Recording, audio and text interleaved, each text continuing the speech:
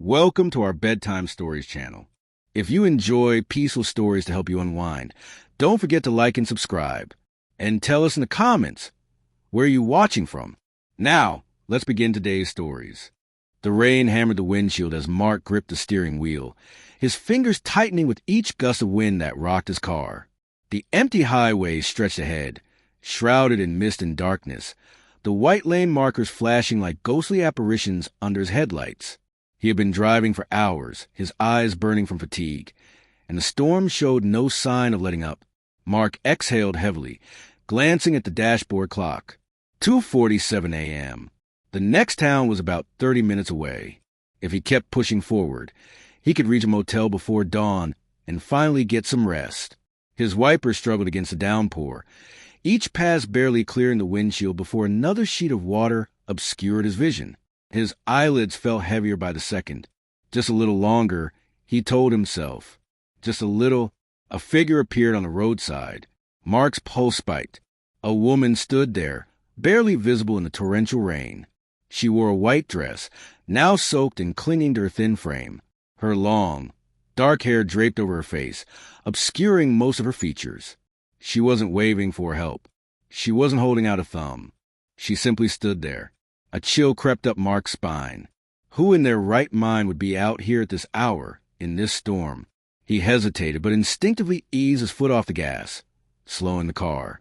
He rolled the window down slightly as he pulled up beside her, the cold wind carrying a scent of rain and something faintly sweet, like old perfume. "Need a ride," he called out over the roar of the rain. For a moment, she didn't move. Then, slowly, she turned her head toward him. Mark's stomach tightened. Her face was eerily pale, her eyes too large, hollow-looking in the dim light. She blinked once, then nodded. Something about her unsettled him, but he ignored the instinctual warning buzzing in his head. It was just a storm. She was probably just cold, scared, in need of help. He reached over and unlocked the door. She slid in without a word. Mark swallowed as she settled into the seat. The scent of damp fabric and that faint floral aroma filled the car. Water dripped from her dress, forming small puddles on the seat and floor. She shivered violently, wrapping her arms around herself. "You must be freezing," Mark said, adjusting the heater. "Where you headed?" "Hollow Creek," she murmured. Her voice was barely above a whisper, yet it sent a shudder down Mark's spine. He frowned. Hollow Creek? That was odd. The town had been dying for years, most of its buildings abandoned. It was the kind of place people left, not returned to. Still, he nodded and pulled back onto the road. The car's tires splashed through puddles as they drove in silence. Occasionally, he glanced at her. She sat stiffly, her gaze locked forward. Her hands trembled in her lap. He cleared his throat, trying to break the eerie quiet. "Rough night." She turned then, too slowly. Her dark eyes met his, and for a second, Mark felt like his breath had been sucked from his lungs. There was something wrong with them, like looking into a deep, endless pit. "I just want to go home." Mark's fingers tightened around the steering wheel. Something about the way she said it, asterisk, asterisk, the way her lips barely moved, the emptiness in her tone, asterisk, asterisk, made his skin prickle. The rain had settled into a light drizzle by the time they reached the outskirts of Hollow Creek. The mist thickened, curling between the skeletal trees and crumbling houses. The streetlights flickered weakly, their glow barely reaching through the dense fog. Mark swallowed. The place felt dead. "Where exactly do you live?" he asked, scanning the dimly lit street. She lifted a pale hand and pointed. Mark followed her gesture to an old Victorian house at the end of the road. His stomach dropped. The place was in ruins. The windows were black, hollow, the front porch sagging under years of neglect. Weeds had overtaken the yard, pushing up through cracks in the broken pavement. The house looked abandoned. "Are you sure?" The seat beside him was empty. Mark's breath caught in his throat. He hadn't heard the door open, hadn't felt the car shift, and yet she was gone. His hands went clammy as he turned toward the house. A shadow moved in the upstairs window. Mark's stomach twisted. A flash of lightning split the sky, and in that brief moment of brightness, he saw her, standing in the upstairs window, watching him. Mark's pulse slammed against his ribs. His hands fumbled for the gear shift, yanking it into reverse. The tires screeched against the wet pavement as he sped backward. The house vanished into the mist, but the suffocating feeling of being watched didn't leave. He didn't stop until he reached a gas station on the edge of town. The fluorescent lights inside flickered weakly, casting harsh shadows over the empty aisles. Mark stumbled through the door, his heart still hammering in his chest. The old clerk behind the counter barely looked up. "You look like you've seen a ghost." Mark swallowed, his throat dry. "I think I did." The clerk's expression darkened. "You picked up a hitchhiker, didn't you?" Mark's skin turned cold. "How did you know?" The old man exhaled, rubbing his temple. "Because you're not the first." Mark's breath hitched. "What do you mean?" The clerk's gaze was heavy. "She's been dead for 20 years. Drowned on her way home from prom. They found her car at the bottom of Hollow Creek Lake. But people still see her, always looking for a ride, always try to get home." A shiver crawled up Mark's spine. Slowly, he turned toward his car, dreading what he might find. The passenger seat was empty. The door was closed. But there, on the outside of the passenger window, a single wet handprint. A whisper drifted through the air, so faint he could almost convince himself he imagined it. "I'll always find my way back." Mark barely breathed as his foot pressed the accelerator harder. The car roared forward, tearing through the silent night. The road stretched endlessly before him, the highway lights flickering, casting long shadows that seemed to twist and stretch unnaturally. Beside him, she sat eerily still. Her dress, once soaked through with rainwater, was now pristine, as if time had reversed itself. Her hands rested lightly in her lap, delicate and unmoving. She didn't fidget. She didn't blink. She simply stared straight ahead, her hollow eyes reflecting the distant glow of the headlights.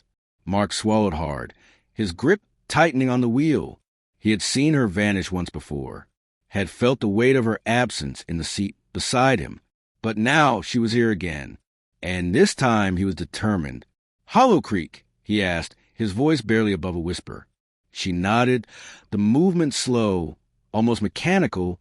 Mark exhaled and made his choice. Not tonight. He yanked the wheel slightly, keeping the car straight, flying past the exit to Hollow Creek. The moment they passed it, a shift occurred, like something unseen had suddenly become aware of what he was doing. The temperature inside the car plummeted.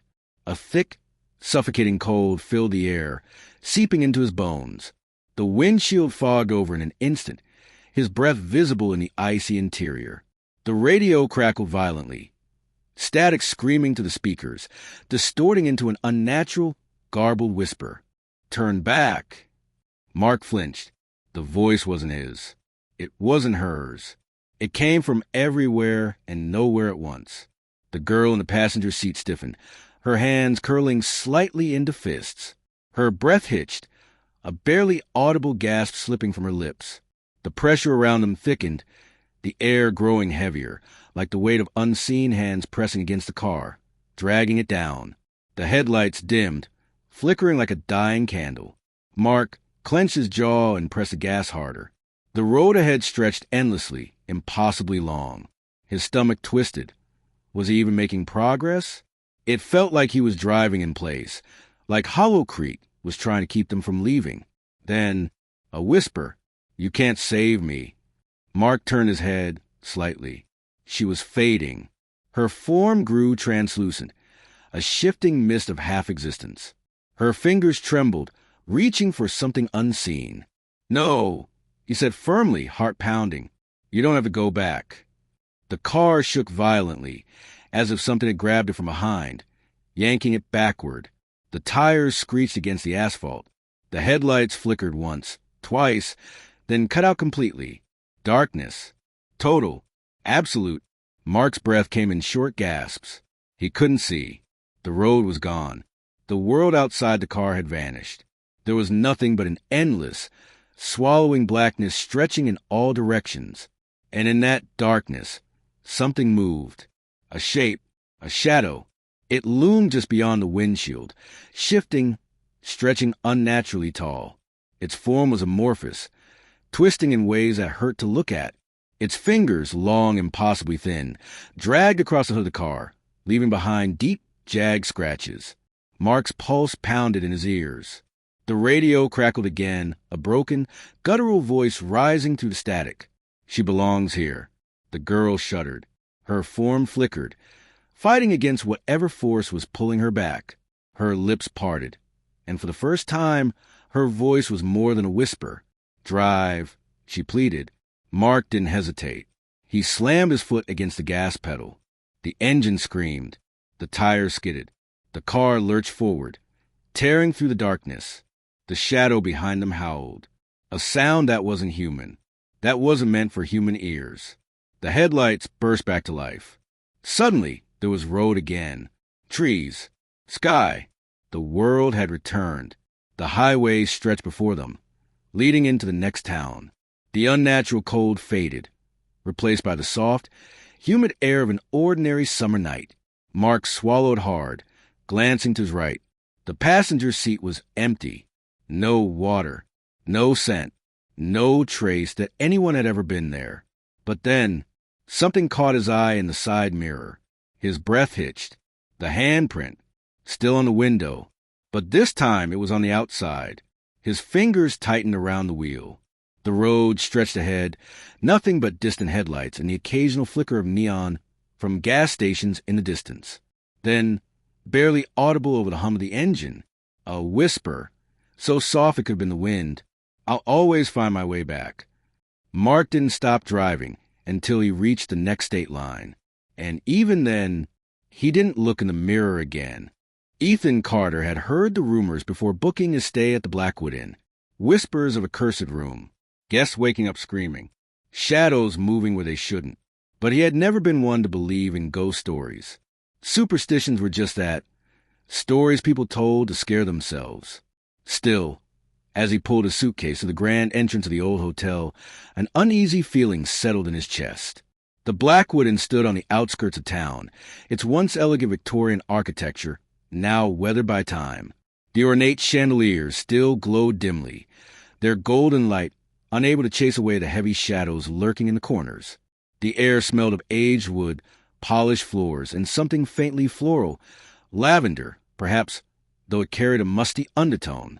The receptionist, an older woman with graying hair pulled into a tight bun, barely looked up as he approached the front desk. Her wrinkled hands moved slowly over the guest book, and when she finally met his gaze, something flickered behind her tired eyes. "Checking in?" she asked in a low voice. "Yes, Carter. Ethan Carter. I have a reservation for 2 nights." The woman's eyes darted to the register, then back to him. She hesitated for a moment before reaching for a brass key hanging from a row of hooks behind her. Ethan noted that most of the keys were gone, likely indicating a full house, but the one she took down was near the end, room 306. A frown creased her face. "Are you sure you want this room?" Ethan raised an eyebrow. "Why wouldn't I?" She exhaled through her nose, shaking her head slightly. "No reason. Just, if you hear anything strange, try not to pay it any mind." A cold knot tightened in Ethan's stomach. "Strange like what?" The woman pursed her lips. "The walls here are old. They creak at night."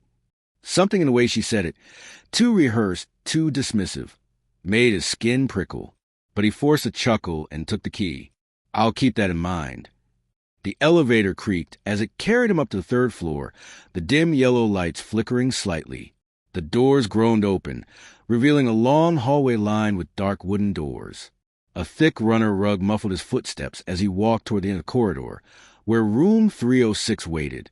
He hesitated before inserting the key.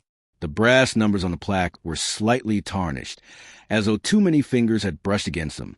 A shiver ran down his spine, but he shook it off and pushed the door open. Inside, the room was unremarkable. A queen-size bed with crisp white sheets, a wooden desk with an old-fashioned lamp, a small TV perched on a dresser. Across from the bed, an ornate mirror in an antique frame hung on the wall. But something about the air felt wrong. It was too still, too quiet. Even the hum of the hotel's heating system seemed absent. He set his suitcase down and walked to the window, pulling back the curtains. Outside, The town's dim streetlights flickered through the mist, but beyond that, there was only darkness. Brushing off his unease, Ethan changed into his nightclothes and climbed into bed. The mattress was firm but comfortable, the blankets warm. He exhaled deeply, willing himself to relax. It was just another hotel. Nothing was going to happen. He drifted off to sleep. A sudden chill jerked him awake. The room was dark, except for the faint glow of the streetlights filtering through the curtains. The air was thick and unnaturally heavy, pressing down on him like a suffocating blanket. His breath fogged slightly in the air, as if the temperature had plummeted in an instant, a sharp contrast to the warmth he remembered before falling asleep. Something wasn't right. The silence wasn't normal. It wasn't the peaceful quiet of a hotel at night. It was something else entirely. A void. The kind of silence that wasn't just the absence of sound, but the suppression of it, like the entire world had stopped breathing. Even the faint hum of the air conditioner had vanished. Then, out of the corner of his eye, he noticed a mirror. At first, it was subtle, just a trick of the dim light. The reflection seemed off, like the room wasn't quite the same as the one he was in. His stomach tightened. He squinted, trying to make sense of what he was seeing. The bed was there, the desk, the lamp, but something else was, too. A woman. She stood in the mirror, barely visible in the murky glow. Long, damp strands of hair clung to her face, her features half hidden in the shadows. Her skin was pale, deathly pale, as if all the life had been drained from her body. But it was her eyes that made Ethan's blood run cold. Dark, sunken, hollow, and locked onto him. Ethan tried to move, to sit up, to scream, to do anything, but his body refused to obey. His chest rose and fell in ragged, shallow gasps, his limbs frozen, as if he'd been buried beneath an unseen weight.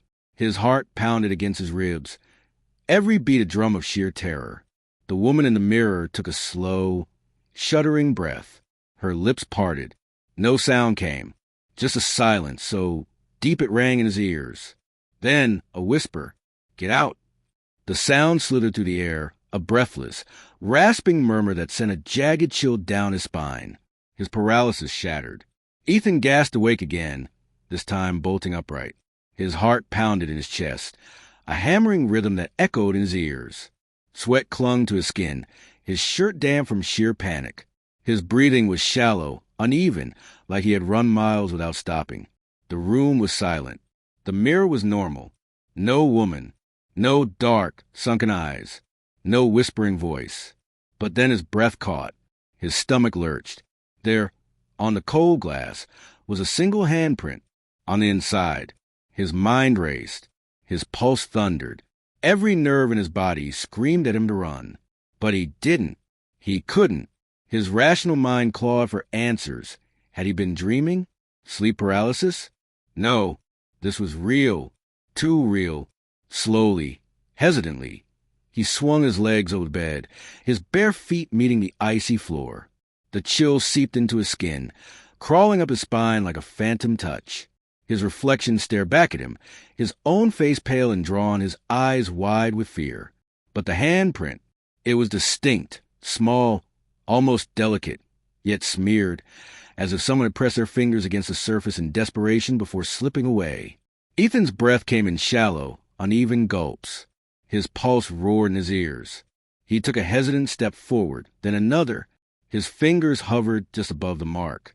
The air was colder here, a bone-deep chill that made his skin prickle with unease. The temperature wasn't just lower, it felt unnatural, the kind of cold that didn't come from a draft or an open window. Then, as he watched, the handprint began to fade, not like condensation drying up, but as if something or someone was wiping it away.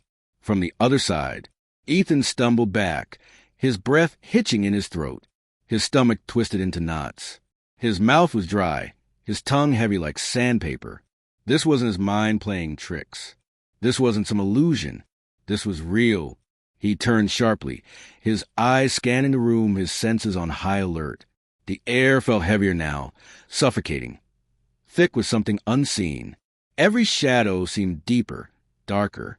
The dim glow of the streetlights outside barely cut to the oppressive blackness pressing against the windows. His suitcase sat untouched by the door. The window was still closed. A gust of wind rattled the walls. Except the windows were shut.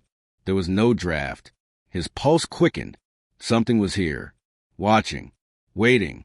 He swallowed hard, forcing a nervous laugh. It's just my mind playing tricks. The lamp flickered. Then the whisper returned. Only this time, it was right behind him. Get out. The voice was closer. Too close. So close he could feel the ice-cold breath on the back of his neck. A rush of freezing air swept through the room, and the lights died, plunging everything into complete darkness. Ethan didn't hesitate this time. He lunged for his suitcase, yanking it off the floor, his fingers fumbling with the lock. His breath came in rapid, uneven gasps. The whispering turned into a low, distorted hum, growing louder. Something moved in the darkness. A shadow, flickering, shifting, crawling along the walls, stretching toward him. The door. He needed to get to the door. His trembling hands grasped the key. He twisted the knob. It wouldn't budge. It was locked. From the inside, his breath came in sharp, panic bursts. He banged on the door, his voice raw and desperate. Help! Let me out! No answer. No footsteps. Just silence. Then the whisper returned, right against his ear. You should have listened. His blood ran cold. Something moved behind him. A presence. A shape in the dark. He could feel it. Tall, looming, hungry. Ice-cold fingers wrapped around his throat. The touch sent a violent shudder through his body. The grip tightened. Cold. Unforgiving. Stronger than anything human. Ethan tried to scream, but no sound came. His vision blurred. His lungs burned. The shadows swallowed him whole. The next morning, room 306 was empty. The bed was made. The suitcase was gone. And in the mirror, a single handprint remained, pressed against the glass, waiting for the next guest. A week later, the receptionist checked in another guest, another skeptic, another name in the register. The key to room 306 was handed over. The cycle began again. The forest was eerily silent. Not the peaceful kind of silence, but the heavy, unnatural quiet that made every breath sound too loud. The kind of silence that made the hairs on the back of your neck stand up. Jake adjusted the straps of his backpack and glanced over his shoulder. The sun was setting behind the trees, bleeding orange and purple into the sky. He had been hiking for most of the day, and his legs ached with exhaustion. But there was something else gnawing at him, a feeling like he was being watched. He shook it off and focused on setting up camp. The clearing he had chosen was perfect. Just enough space for his tent, surrounded by towering pines that swayed gently in the evening breeze. He had always loved the solitude of camping alone, away from the noise of the city. No distractions, just him and the wilderness. But as he unrolled his sleeping bag, that feeling returned. Stronger. Jake slowly turned, scanning the tree line. The woods were dense, shadows stretching long and jagged across the forest floor. The wind rustled through the leaves, but there was no movement beyond that. Still, he couldn't shake the unease creeping into his chest. He forced a chuckle. Relax, man. It's just your imagination. But even as he said it, the feeling lingered. The fire crackled, sending flickering light across the clearing. Jake sat cross-legged near the flames, his knife resting beside him. He wasn't scared, just cautious. He sipped from his water bottle and let his mind drift. The night was quiet, the kind of quiet he should have found calming. But instead, it set his nerves on edge. Then he heard it, a snap, a branch breaking somewhere in the trees. Jake froze, his grip tightening around the handle of his knife. He held his breath, ears straining against the silence. Nothing, probably just an animal. He exhaled slowly and forced himself to relax. But just as he reached for another drink, his eyes caught something, a shape just beyond the firelight, a shadow standing between the trees, watching him. Jake's pulse slammed against his ribs. The figure was tall, unmoving, blending into the darkness. It didn't shift, didn't flinch, just stood there. His mouth went dry. Hello? His voice sounded weak, uncertain. No response. The wind picked up, rustling the leaves, but the figure remained.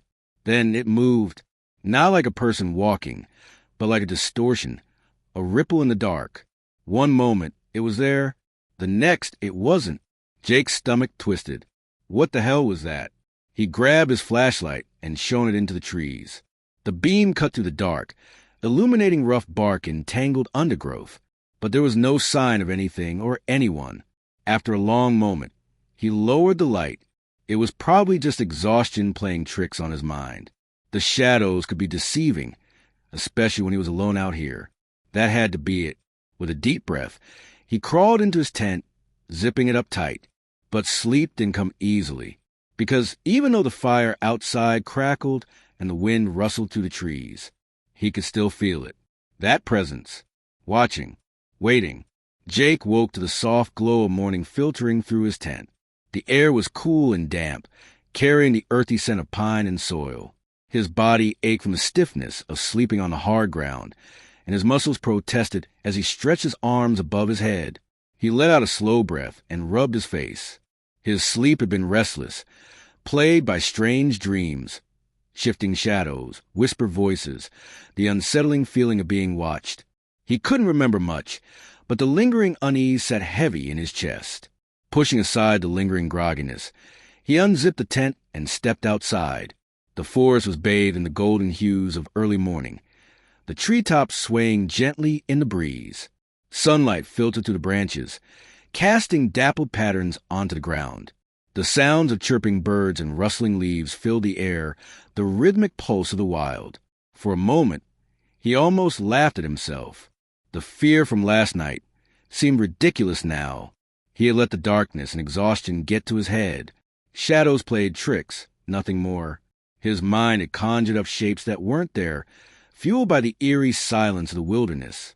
Still, that feeling, even now, with daylight illuminating every inch of the forest, a small, nagging sense of discomfort remained at the back of his mind, like something unseen had followed him into the morning. Shaking off the thought, he moved to prepare for the day.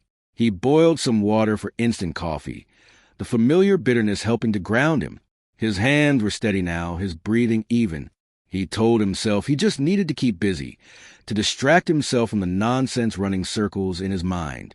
After finishing his makeshift breakfast, he packed up a small bag with essentials, a knife, a map, a flashlight, and some snacks. He figured a short hike would do him good, help clear his head. The trail wound through towering pines and thick undergrowth, the scent of damp moss and fresh earth filling his lungs. With each step, he let the tension ease from his shoulders.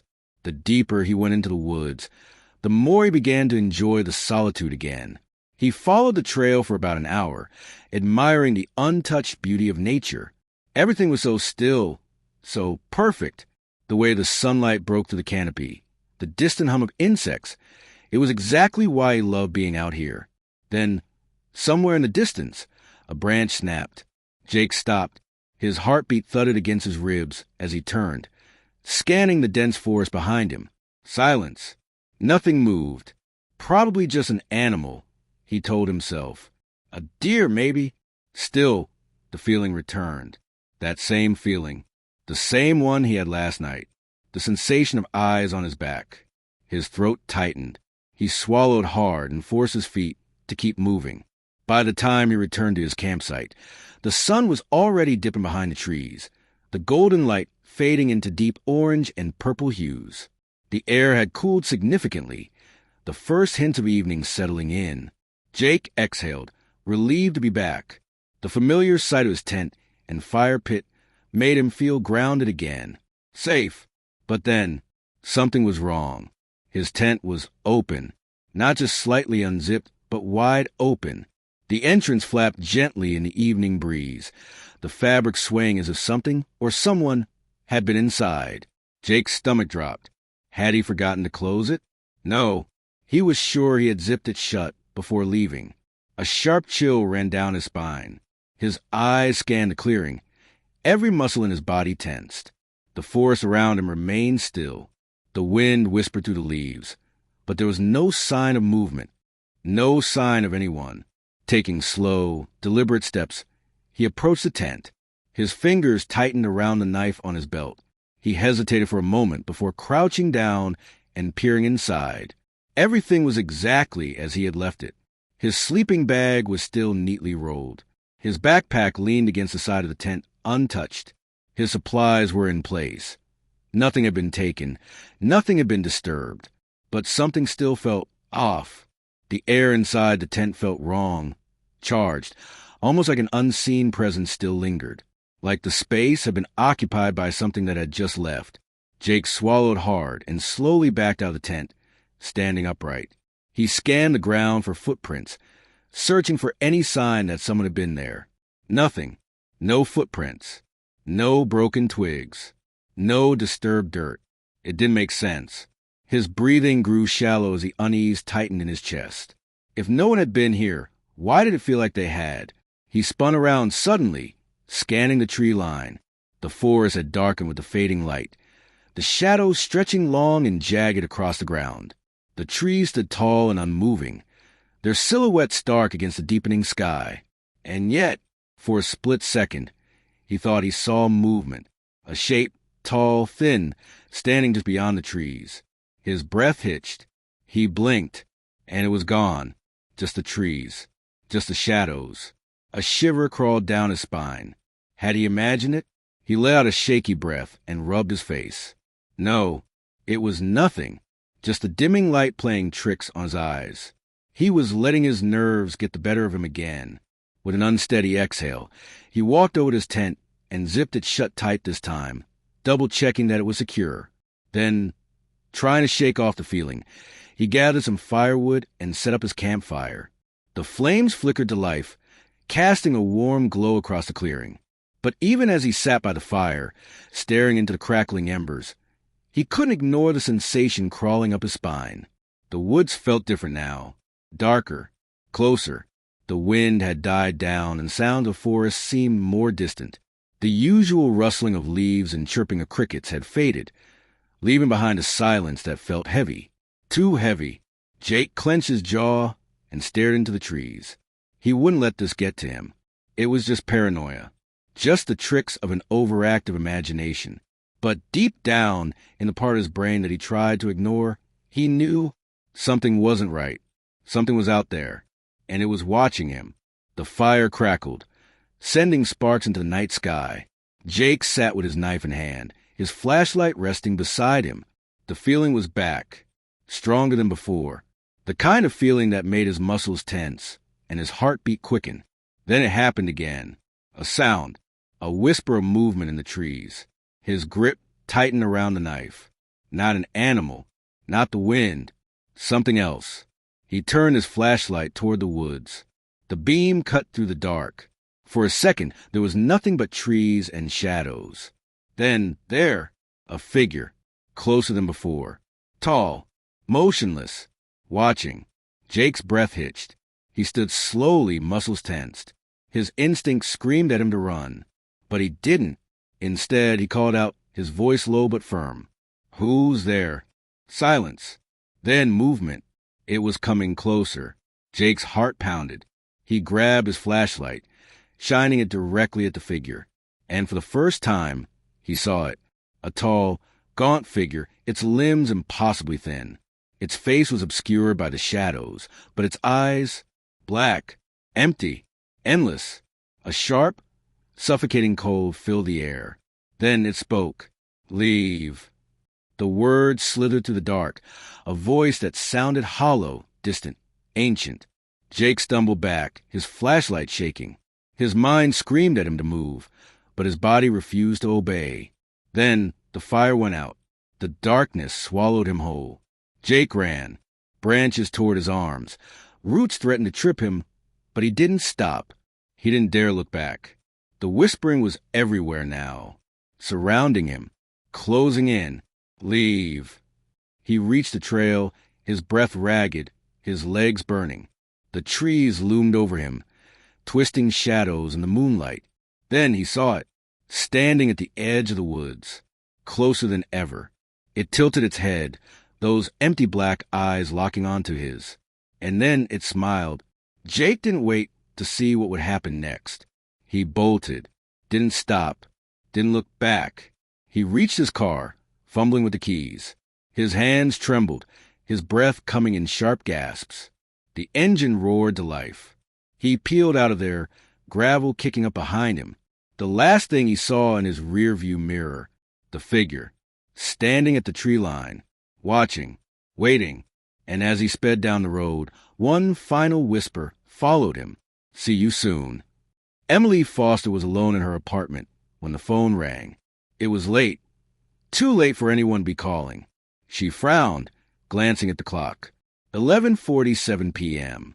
Her phone vibrated against the coffee table, the screen lighting up with an unknown number. She hesitated.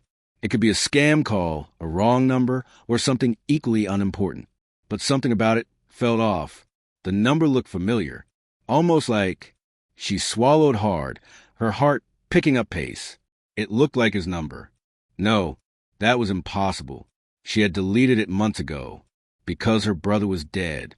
Her fingers trembled as she reached the phone. The ringing seemed louder now, insistent, urgent. Finally, she answered. Hello. For a moment, there was only static, a faint crackling noise. Then, a voice, soft, distorted, but unmistakable. Emily? Her stomach dropped. She knew that voice. She knew it better than her own. Matt! Silence. Her breath hitched. It couldn't be. It couldn't be him. Matt had died 6 months ago in a car accident. She had identified his body herself. The funeral, the grief, the unbearable emptiness of losing her only brother. She had lived through it all. But now his voice was here, on the other end of the line. Emily, listen to me. Matt's voice came again, shaky and urgent. You have to leave. Now. Her skin prickled. What? She started, but the static flared, drowning out her words. His voice came through again, broken and desperate. Emily, he's coming. Don't let him in. The call cut off. Silence. The line went dead. Emily stared at her phone, her pulse hammering in her ears. What the hell had just happened? She tried to call the number back. Disconnected. A cold shiver ran down her spine. Had she imagined it? Had the grief finally cracked something inside her? Her thoughts were racing, trying to make sense of what she had just heard. Then, a knock at the door. A single, deliberate knock. Emily froze. The air in her apartment suddenly felt too thick, too heavy. Slowly, she turned toward the door. Her phone slipped from her fingers, landing on the floor with a dull thud, because beyond the door, in the dimly lit hallway, she could see a shadow, a tall, unmoving figure, waiting. Emily's breathing came in shallow bursts, her chest rising and falling in rapid succession. She forced herself to think logically. Maybe it was a mistake, a hallucination. Maybe she was hearing things, a trick of exhaustion, grief, stress. But the shadow outside her door was real, and it hadn't moved. A heavy, suffocating stillness filled the room, pressing down on her shoulders like an invisible weight. She took a shaky step backward. Her instincts screamed at her to run. But where? She was on the 3rd floor. No fire escape. No back door. The only way out was through the very door where he stood. Her mind replayed Matt's words, each syllable cutting through her panic, like a jagged blade. Don't let him in. Emily swallowed hard. She inched toward the peephole. Slow. Careful. Every movement is deliberate. She was terrified, but she had to see, though it felt ice cold against her skin as she pressed her forehead against the door. With a trembling breath, she looked through the tiny glass lens.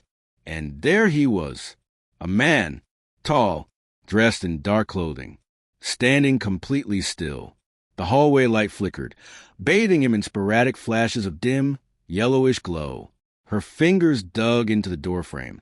His posture was unnatural, too rigid, too deliberate, like he wasn't just standing there, but waiting. Emily's stomach churned. His face was hidden beneath the shadows. She couldn't make out his features, but something told her she didn't want to. He wasn't shifting his weight. He wasn't swaying, breathing, adjusting his stance. Nothing, like he wasn't human at all. A cold, creeping sensation ran up her spine.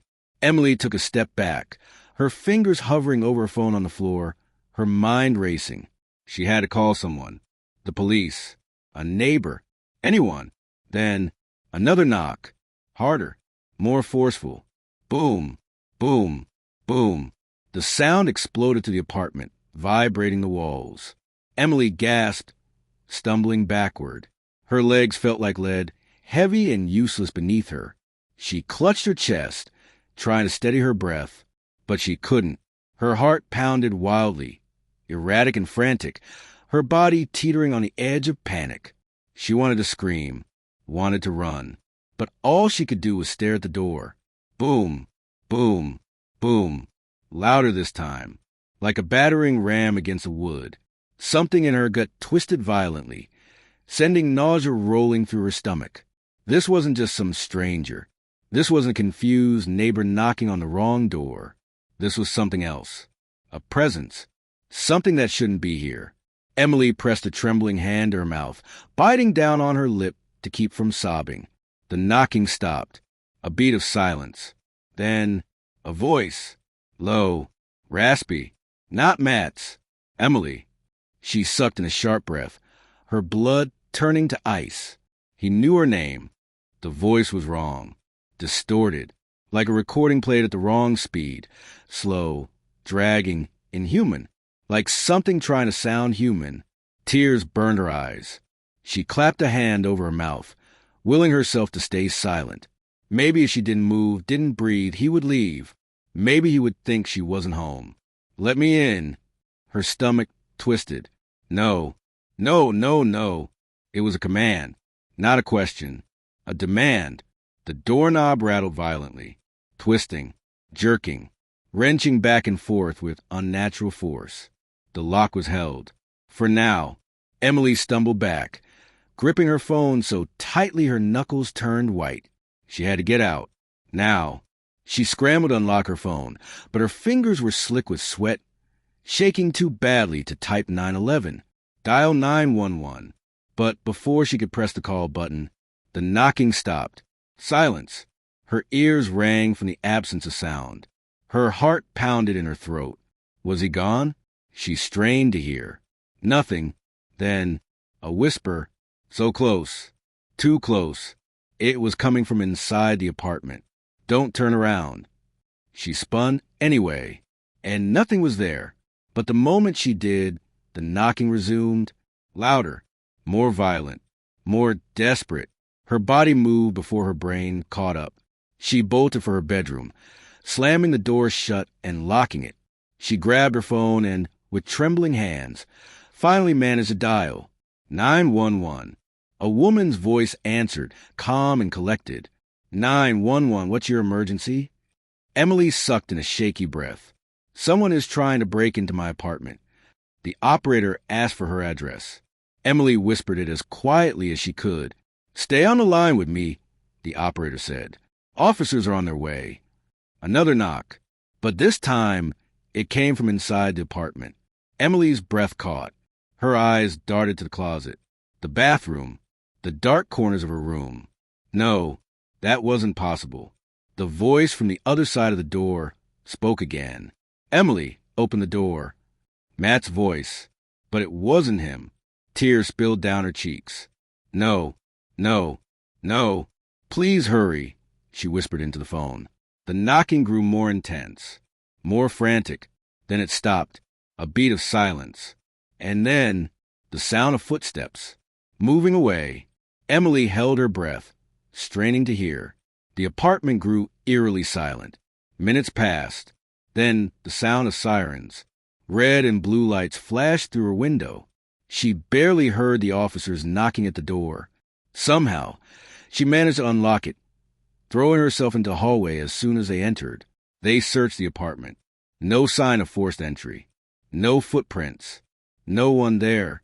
The call records on her phone? No trace of Matt's number. It was as if none of it had ever happened. The officers stayed with her for a while, their calm voices attempting to soothe her frayed nerves. Ma'am, I promise. Your door was locked when we arrived. One of them said, his voice steady, professional. Emily nodded absently, barely hearing him. Safe. They kept saying she was safe, that it was probably stress, exhaustion, grief playing tricks on her mind. Maybe they were right. Maybe she had imagined the voice, the whispers. Maybe she had imagined the way the air in her apartment had felt charged, thick, suffocating. But deep down, she knew the truth. Something had been here, and something was still watching. As the officers prepared to leave, one of them lingered by the doorway. "Ma'am," he said, his brow furrowed, "are you absolutely sure you didn't let anyone in?" Emily's stomach turned. Her lips parted, but no sound came out. Why would he ask that? Something in his tone made her skin crawl. "Why?" she managed to whisper. The officer hesitated, then took a small step aside. And that's when she saw it. Her breath hitched, carved into wood of her front door. Deep, jagged letters that hadn't been there before. A message. "See you soon." The room seemed to tilt. The floor felt unsteady beneath her feet. Her throat closed up, her pulse hammering in her ears. She could still feel it. That presence. That wrongness. Like something was still there, lurking just out of sight, waiting. The officer said something else, but Emily didn't hear him. She couldn't move, couldn't breathe. Her vision tunneled, narrowing in on the words, the sharp, uneven cuts in the wood. Someone had done this. Something had done this. Somewhere in the distance, a phone rang. Shrill, piercing. Emily flinched. Her phone was still on the table, screen dark. The ringing wasn't coming from her apartment. It was coming from somewhere else. It rang and rang. The officers didn't seem to notice. She swallowed hard, her fingers curling into fists. The phone kept ringing. Her mind screamed at her to answer. But this time, she didn't. The night air was crisp, carrying the scent of damp earth, rotting leaves, and something metallic, something Jason couldn't quite place. The towering silhouette of Black Hollow Asylum loomed against the moonlit sky, its jagged roof cutting into the darkness like a row of broken teeth. The structure had been abandoned for decades, yet it stood defiant against time, its presence heavy, almost suffocating. The asylum's windows were shattered, their broken edges catching the faint glow of the moon like shards of glass in an open wound. Vines twisted up the crumbling brickwork, clawing at the structure as if trying to drag it back into the earth. The building itself seemed to breathe, the cool night air whistling through its hollow corridors, creating an eerie, whispering sound that sent shivers down Jason's spine. The heavy iron gates groaned as Jason pushed them open, their rusted hinges shrieking like something alive. A chill ran down his back. He told himself it was just the cold, but deep down he knew better. Something was watching them. "This place is cursed," Jason muttered, tightening his grip on the camera. His voice sounded small against the vast emptiness that surrounded them. Emily rolled her eyes, adjusting the strap of her backpack. "Every haunted place is cursed. That's why we're here." Max, their sound technician, let out a nervous chuckle, though it lacked any real humor. His fingers fidgeted with the EVP recorder in his hands, knuckles white. "Yeah, but most haunted places don't have a documented history of 37 patient deaths, a missing doctor, and an entire wing that burned down mysteriously." Jason exhaled, his breath visible in the cold night air. "Look, we've been to a lot of places. This is no different. We go in, we set up, and we record. If we get something, great. If not, we move on." Silence. The others didn't answer, because they felt it too. This place wasn't just haunted. It was alive. Jason glanced at the main entrance, its massive double doors still intact despite years of neglect. Faded words were etched into the wood above them. Below the inscription, something else had been scratched into the wood. Something newer. Something desperate. "Don't listen to them." A gust of wind rushed past, rustling the dead leaves at their feet. Jason felt a pressure in his chest, an invisible weight settling over him. His instincts screamed at him to turn back. Instead, he adjusted his camera strap and took the first step forward. The asylum stood silent, waiting. The massive wooden doors groaned as Jason pushed them open, their rusted hinges screeching in protest. A gust of stale air rushed out, carrying with it the scent of decay, dust, and something foul, something that didn't belong to the living. The beam of their flashlights cut through the thick darkness, illuminating peeling wallpaper, rusted gurneys, and splintered furniture. The walls were covered in faded medical posters, their edges curled with age, their once bright images of human anatomy now smeared with grime. Yellowed patient files lay scattered across the floor, some half open, filled with scribbled notes in handwriting that had long since faded. Jason stepped forward cautiously, his boots crunching on broken glass and brittle paper. The heavy silence of the asylum pressed down on them like a suffocating blanket. Jesus, Max muttered, sweeping his flashlight over the room. It's like they just left. Emily, always a skeptic, let out a short breath. Well, the place was shut down in 1968. If you had a reputation for mistreating patients and a mysterious fire, you'd leave in a hurry too. Max swallowed hard. Still, it's like the air is watching us. Jason ignored him and focused on the admission desk, a once grand structure now covered in dust and deep scratches. He brushed away a thick layer of dirt, revealing an old brass nameplate. Dr. Bernard Holloway, chief psychiatrist. The name seemed familiar, though he couldn't place why. Something rustled in the darkness. Jason stiffened. The sound had come from the long hallway ahead, where the patient rooms were. The others heard it too. Emily met his gaze, her flashlight trembling slightly. That wasn't the wind. Jason's grip tightened around the camera. Let's set up. Max knelt near the admission desk, carefully setting up the EVP recorder, a small digital device used to capture electronic voice phenomena. He adjusted the microphone, his fingers shaky. All right, we're alive. Emily moved further into the room, pulling motion sensors from her backpack. She placed one at the entrance of the main hallway, another near the collapsed staircase, and one just outside what appeared to be the old operating room. Jason turned on the night vision camera, adjusting the angle to capture the hallway in full view. His voice was steady, professional, but beneath it was a tension none of them could ignore. All right, let's get started. This is Black Hollow Asylum, abandoned since 1968. Reports of voices, shadows, and unexplained movements. If anyone is here with us, we mean no harm. Silence, the kind that pressed into your ears. Then, a faint shuffle. Jason's head snapped toward the hallway. Did you hear that? Emily nodded slowly, her brows furrowing. Yeah, but we're alone. Max's fingers flew over the thermal camera screen. No heat signatures. Jason exhaled, but his gut told him something wasn't right. The air was heavy now, thick with something invisible, something that felt like it was watching. And then, the EVP recorder crackled. A voice, faint, distant, a single word, drawn out in a whisper. Stay. The asylum had spoken. An hour passed. The team moved deeper inside, their nerves growing taut. Max played back the first EVP recording. The static crackled. Then, a whisper, a voice that hadn't been there before. Help me. Max's blood ran cold. He rewound the audio, amplifying the sound. The whisper was clearer now. Please, help me. Emily shuddered. That's a voice. A real voice. Jason, ever the skeptic, crossed his arms. Could be radio interference. Max shook his head. No way. This is direct. Someone, something is here. Emily turned to the darkness, stretching beyond their flashlights. Then let's find them. They walked deeper into the asylum. The air grew colder. Their breath fogged. The walls, once sterile white, were now stained with time or something else.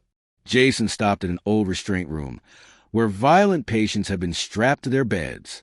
The leather straps still hung loose. The walls were covered in deep scratches. And then, bang, a door slammed down the hall. Max spun around. That wasn't the wind. They ran toward the noise, hearts pounding. The hallway was empty.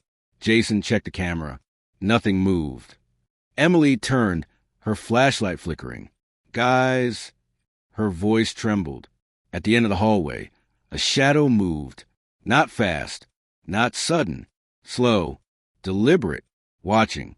And then, a sound that made their blood freeze. A scream. It wasn't human. It came from everywhere. Jason's flashlight died. Emily gasped as the air turned ice cold. Max dropped the recorder. The asylum was awake. "Run," Jason shouted. Their footsteps pounded against the decayed floor, echoing through the empty halls. The darkness behind them felt alive, creeping closer with every frantic step. The hallways stretched endlessly, twisting, shifting. The flickering emergency lights above them seemed dimmer now, as if being swallowed by something unseen. Doors lined both sides of the corridor, some hanging ajar, others shut tight. They should have led to patient rooms. Instead, they led to nothing. Behind one door, a pitch-black void, as if the room had never existed. Behind another, an identical copy of the same hallway they were running through. Behind a third, a reflection of themselves, but the figures inside didn't move. Emily grabbed Jason's arm, her nails digging into his skin. "This isn't right. The layout, it's changing." Jason swallowed, forcing his mind to stay focused. This place was warping reality. Max gasped, struggling to keep up. He fumbled with his camera and EVP recorder, his hands shaking. No signal. No readings. "We're trapped." Jason's pulse thundered in his ears. He forced his legs to move faster, his only thought, "Get out." Then they stopped. The hallway ended abruptly, forcing them to a halt. A single door loomed in front of them. Jason's breath caught in his throat. Ward C, the wing that had burned to ground in 1968. But here it was, intact. The charred remnants of its past were still present, blackened walls, the lingering scent of smoke and ash, the faint outline of scorch marks on the ceiling. Max's voice was barely a whisper. This place shouldn't exist. Jason lifted a trembling hand and pressed it against the old wooden door. It was warm. His heart pounded. Then footsteps. Heavy, slow, coming closer. A deep, dragging sound followed, like something scraping against the floor. Jason turned, his breath coming in sharp gasps. At the end of the hallway, standing in the shadows, was a figure. Not a shadow this time. A man, or what used to be one. His skin was gray, stretched thin over sharp bones, his veins darkened like burned roots beneath the flesh. His hospital gown was scorched, blackened by fire. The fabric melted into his skin in places. But his eyes, they burned, twin embers, glowing with an unnatural orange light, flickering like a dying flame. Emily stumbled back, clutching Jason's sleeve. "Oh my God!" Max whimpered. "What is that?" The figure took a step forward, then another, and then a voice, a hollow, crackling whisper. "You shouldn't be here." Jason staggered back, gripping Emily and Max. The walls began to tremble. The whispers rose, hundreds of them, overlapping, surrounding them. A chorus of voices, crying, begging, screaming. Jason's head pounded, his vision blurred. Emily clutched her ears, her knees buckling. "Make it stop." Max let out a choked scream, dropping his camera as the whispers swelled into an unbearable cacophony.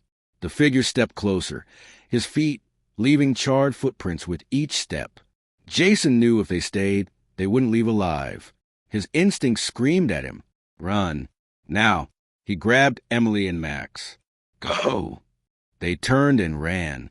The whispers followed. Doors slammed shut behind them, one by one, as if something was herding them toward an unknown fate. The walls bent and twisted, the hallways shrinking, pulsing, as if the asylum itself was coming alive. Something was chasing them, and it wasn't human. The exit was closed. The broken front doors came into view. Jason reached them first, throwing his weight against the wood. Max stumbled. Emily grabbed him, pulling him forward. The voices screamed. Jason forced the doors open. The three of them collapsed outside.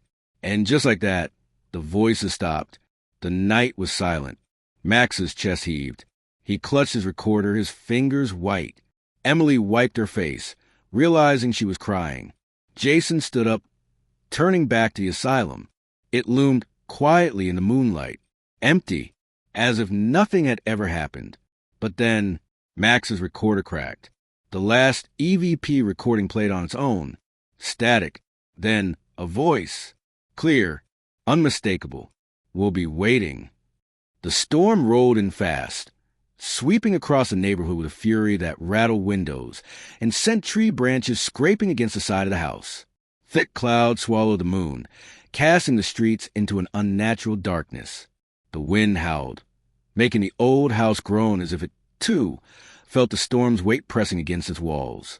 Inside, Lucy sat curled up on the living room couch, her phone resting in one hand, a thick blanket draped over her shoulders.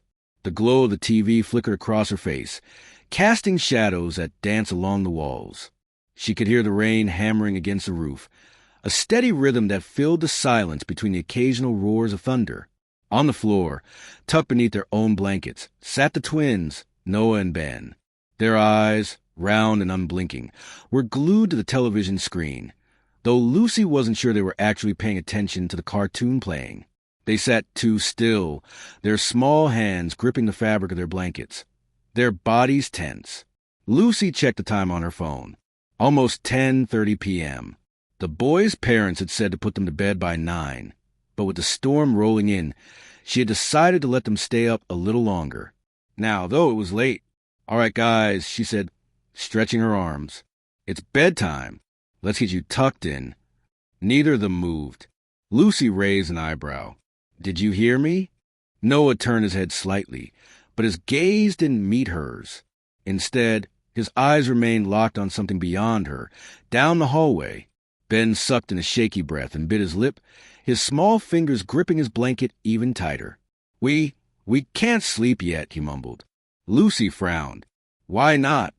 Noah's mouth opened, but no words came out at first. He seemed to be thinking, debating whether or not to say what was on his mind. Then, in a whisper so soft Lucy almost didn't hear it, he said, "Because he told us not to." Lucy blinked, confusion flickering across her face. "What? Who told you not to?" Ben slowly lifted a trembling hand and pointed toward the hallway. Her eyes followed the direction of his finger. The hallway stretched out in front of them, long and dark, the only light coming from a small nightlight plugged into the wall near the boys' bedroom. At the very end of the hallway stood a closet door, slightly ajar. A chill crawled up Lucy's spine. Ben's voice was barely above a whisper when he spoke. "The man in the closet." Thunder rumbled outside. Lucy forced a smile, though her stomach twisted uncomfortably. "Guys, there's no one in your closet," she said, keeping her voice light. "It's just shadows and your imagination playing tricks on you." Ben shook his head slowly. "No, he's there. He watches us." Noah scooted closer to his brother. "He doesn't like it when we talk." The wind picked up outside, making the house shudder. A sudden gust rattled the windows, and Lucy flinched despite herself. She inhaled deeply, tried to shake the unease curling in her chest. They were just kids. Kids had wild imaginations. Still, her eyes flickered back toward the dark hallway.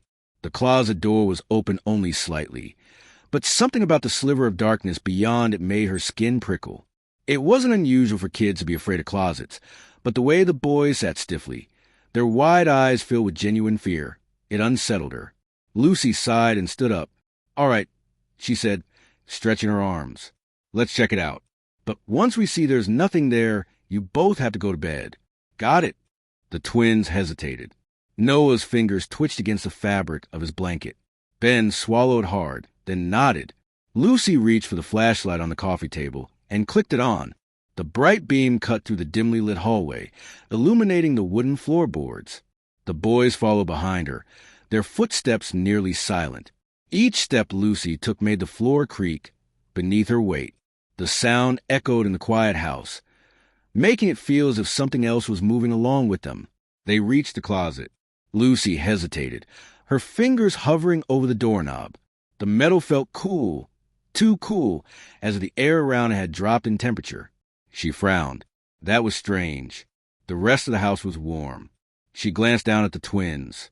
Noah's breath was shallow, his hands clenched into small fists. Ben bit his lip, so hard it had turned white. Lucy inhaled deeply and tightened her grip on the doorknob. "All right, here we go."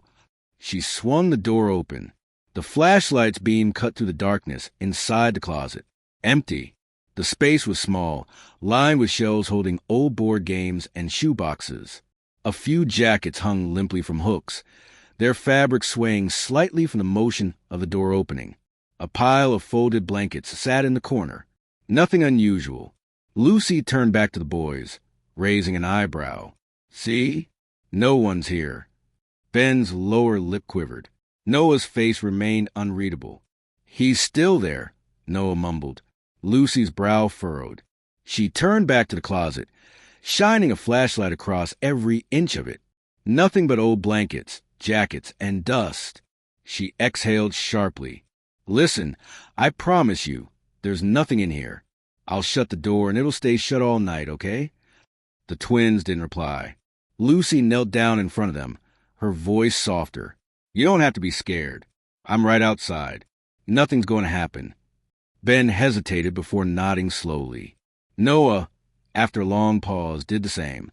Lucy ruffled their hair and led them to bed, tucking them under their covers. As she pulled their bedroom door shut behind her, she heard Noah whisper, "He doesn't like you." Lucy's breath caught in her throat. Her hand froze on the doorknob. She waited. Silence. Shaking off the lingering unease, she turned and walked back to the living room. As she settled onto the couch, she cast one last glance down the hallway. The closet door had moved. It wasn't wide open, but it was no longer fully shut. A small gap remained, just enough for something to watch. The hallway light spilled into the closet, illuminating the small, cluttered space. Dust floated lazily in the air, disturbed by the movement of the door. The walls were lined with shelves filled with old board games, forgotten toys, and shoeboxes that looked like they hadn't been touched in years. A few jackets hung limply on the metal rod above, their sleeves swaying slightly from the shift in air. In the corner, a pile of old blankets sat in a heap, untouched. Empty. Lucy let out a slow breath and turned back to the twins. "See," she said, forcing a lightness into her voice. "No one's here." Noah didn't look convinced. His lips pressed into a thin line, his eyes flicking from Lucy to the closet and back again. Ben was trembling, his small hands curled into fists at his sides. Noah was the first to speak. "He's still there," he mumbled. His voice was so quiet. Lucy almost missed it over the distant rumble of thunder outside. "You just can't see him." Lucy shivered. The air inside the closet felt different, heavier, thicker. The smell of dust and fabric softener should have been familiar, comforting even, but instead it seemed stale, stagnant, wrong. It was as if the space had been untouched for decades, yet she knew the boys' parents had organized it just a few weeks ago. She swallowed against the unease curling in her stomach. "There's no one there," she reassured, kneeling in front of them. "Listen, I promise you, no one is in the closet. The door will stay shut, and I'll be right outside, okay?" The twins didn't respond right away. Ben stole a nervous glance at Noah, who finally gave a slow, reluctant nod. Ben followed his brother's lead, though his hands remained clenched. Lucy sighed, ruffling their hair before guiding them to bed. She tucked them in, smoothing the blankets over their small frames, and kissed their foreheads. They still looked uneasy, but they didn't protest further. As she stood and stepped toward the door, her fingers wrapped around the knob to pull it shut, she heard it, a whisper, so soft, so faint, she almost convinced herself she had imagined it. "He doesn't like you." She froze, her breath caught in her throat, her fingers tightening around the doorknob. Noah was staring at her, his expression blank, his eyes too wide in the dim light. The room suddenly felt colder. A gust of wind howled outside, rattling the windows. Lucy forced a small laugh, though her voice felt weak in her own ears. "I'm sure he will get over it." She closed the door gently behind her, but as she walked back down the hall, a gnawing unease clung to her, sinking deep into her bones. Lucy sat back down on the couch, pulling her blanket tightly around her. The warmth did little to stop the creeping sensation along her skin. The storm outside had worsened, rain hammering against the roof like desperate fingers clawing to get in. Wind howled through the trees, their branches scraping against the house with an eerie, rhythmic sound. She unlocked her phone and checked her messages. Nothing. Not from the boys' parents. Not from her friends. A strange, suffocating silence settled over the house. The television was still on, but the volume had lowered, the screen flickering with the last remnants of an old cartoon. It wasn't enough to drown out the unsettling quiet pressing in around her. Then, a soft creak. Her head snapped up. The sound had come from the hallway. Lucy's pulse quickened. It was probably just the house settling. Old houses did that. The wind outside was strong. It was nothing. She swallowed and turned back to her phone, tapping absent-mindedly at the screen. Then came another sound. Not with creaking. Not the wind. A breath. Slow. Shuddering. Right outside the twins' door. Lucy sat frozen, her entire body locked in place. Her ears strained, her own breath caught in her throat. It had been faint, but she knew what she heard. Someone exhaling, low and heavy. The air in the living room suddenly felt thick, pressing against her chest. Her fingers dug into the fabric of her blanket. She turned her head, eyes locked on the dark hallway. Nothing moved. The nightlight near the boys' room glowed dimly, barely pushing back the shadows. The closet door, she reassured herself, was closed. Right? Lightning flashed outside, illuminating the house for a brief moment. The shadows on the walls stretched and shifted, bending unnaturally. And for a second, just a second, she thought she saw something. Tall, motionless, standing just beyond the hallway's edge. Lucy's heart pounded against her ribs. She forced herself to her feet, her legs moving before her mind could process the decision. Each step felt heavy, deliberate, as if the air around her was thickening, pushing back against her movements. Her fingers trembled as she reached for the hallway light switch. The bulb flickered. Then, darkness.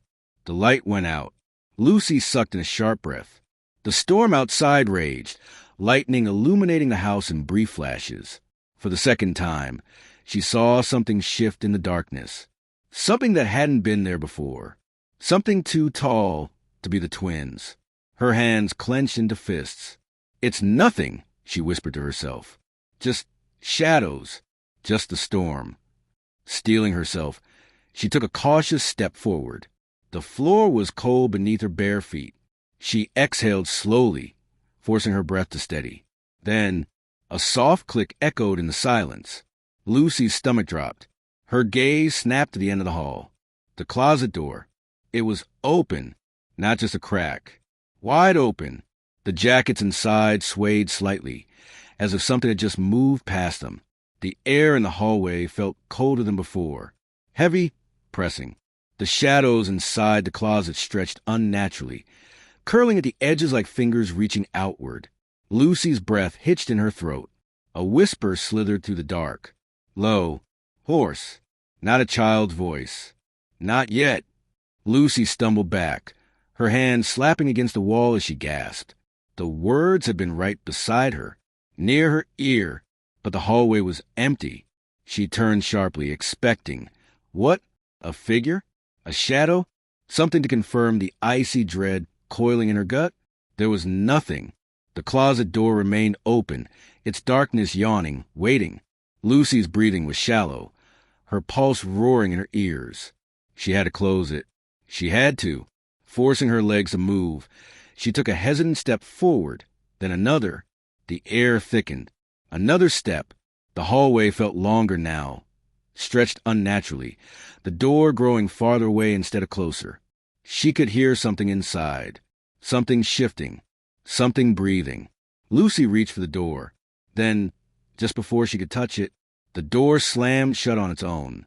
A single whisper crawled through the air. A promise. A warning. Not yet. Lucy stumbled back, her pulse hammering in her ears. No, this wasn't real. She fumbled for her phone, the screen's glow weak against the darkness. Then a message popped up. Unknown number. Did you lock the doors? Her stomach dropped. Her fingers hovered over the keyboard. But before she could type a response, another sound came from behind her. The twins' door creaked open. A soft patter of footsteps. She turned. Noah and Ben stood there, wide-eyed, their small hands clutching each other. Lucy's voice wavered. "What are you doing up?" Noah trembled. "He's mad." Ben whimpered. "He's coming." A loud bang. The closet door slammed shut. Lucy grabbed the twins and ran. Her shaking hands fumbled with the front door lock, but it wouldn't budge. The house groaned. No, something inside it groaned. The air turned ice cold. A whisper curled through the room. Not yet. Then, footsteps. Heavy, slow, coming from the hallway. Lucy's breath hitched. The twins clung to her, their small bodies trembling. She turned and saw him. A tall, gaunt figure stood just beyond the glow of the streetlight. His face was wrong, stretched too thin, mouth curling too wide. His fingers twitched at his sides, long and bony, nails blackened. His eyes, there were no eyes, just pits of darkness. A slow, rattling breath left his lips.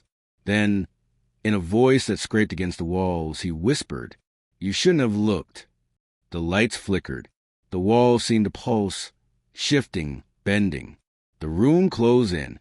Lucy gasped as the figure stepped forward.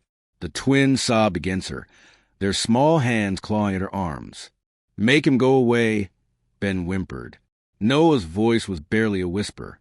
"You can't." The thing in the dark smiled, and everything went black. Lucy's eyes shot open. Morning light streamed through the windows. The house was silent. The twins slept peacefully in their beds. Has it been a dream? She sat up, rubbing her face. Her body ached as if she had run miles. Her phone buzzed. A new message. Unknown number. "See you soon." Lucy's breath hitched. She turned toward the hallway. The closet door was open, and inside, a shadow waited. The sky, a bruised canvas of deep violet and molten gold, stretched endlessly over the quiet countryside. The last remnants of daylight clung to the horizon, casting long, eerie shadows through the dense forest that lined the narrow dirt road. A cool breeze whistled through the trees, rattling the dry leaves and carrying the faint scent of damp earth and pine.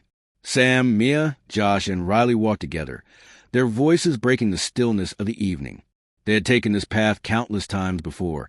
It was their shortcut home, a well-worn trail cutting through the woods. Tonight, however, something about the journey felt different. The air was heavier, almost electric, as if the trees were holding their breath. Josh sighed loudly, dragging his sneakers through the loose dirt. "This shortcut's a joke," he grumbled. "Your secret way is just more walking, Sam." Sam smirked, unfazed. "Trust me, it's faster." Mia crossed her arms, unimpressed. "You said that half an hour ago." Riley, who had been trailing slightly behind the group, barely heard them. His gaze was fixed on the tree line, where the darkness thickened unnaturally. The trees swayed gently, yet the rustling leaves carried no real sound. An unsettling quiet had settled over the woods, as if something unseen lurked just beyond their sight. Then he saw it, a tunnel. It stood a short distance away, nestled within the undergrowth, as though it had been waiting to be discovered. The entrance was wide, almost perfectly circular, framed by thick stone that looked ancient, weathered and cracked by time. Vines crawled up its sides like veins, and the mouth of the tunnel gaped open, swallowing the dim light of dusk. Riley stopped in his tracks. "Guys!" The others turned, following his gaze. Mia's brow furrowed. "That wasn't here before." Josh scoffed, rolling his eyes. "Of course it was. We just never noticed." Sam took a slow step forward, his head tilting in curiosity. "It's weird, though. No signs, no markings, just a tunnel in the middle of nowhere." Riley's stomach twisted. "It feels wrong." Josh grinned, his usual bravado kicking in. Only one way to find out. Stepping inside was like entering another world. The first thing Riley noticed was the air, thick, stagnant, clinging to skin like a damp shroud. It smelled of old earth and something faintly metallic, a scent that sent an uneasy shiver down his spine. Their footsteps echoed eerily against the stone floor, the sound stretching unnaturally down the passage. The tunnel's walls were rough, made of uneven bricks that jutted out at odd angles, like bones pressing through thin skin. The deeper they moved, the more the darkness thickened, swallowing the edges of their vision. Josh flicked on his flashlight, and the narrow beam cut through the void. The tunnel extended far beyond what should have been possible, an impossibly long corridor stretching endlessly ahead. No curves, no breaks, just darkness. "This is awesome," Sam whispered, his voice barely above a breath. Mia shivered, rubbing her arms. "It's colder here." Riley hesitated before reaching out to touch the wall. It was dry, too dry for a place that felt so damp. He swallowed hard. Something's not right. Josh, oblivious to the growing tension, walked ahead with an easy confidence. He whistled, the sound bouncing around them before twisting into something unnatural, distorted, stretched, warped. Mia flinched. "Let's not go too far." Josh smirked, scared. Mia scowled but didn't answer. Then, a whisper, soft, almost a sigh. They all froze. Riley's breath caught in his throat. "Did you hear that?" No one answered. Josh lifted his flashlight, sweeping the beam ahead. The tunnel remained the same, endless, empty, wrong. The silence pressed against them, heavier now. Mia grabbed Sam's sleeve. "We should go back." Josh chuckled, but there was a nervous edge to it. "Come on, it's just a tunnel. Probably just the wind." Riley wasn't convinced. His heartbeat pounded in his ears. Then something moved. At the very edge of the flashlight's reach, just beyond the visible light, stood a figure.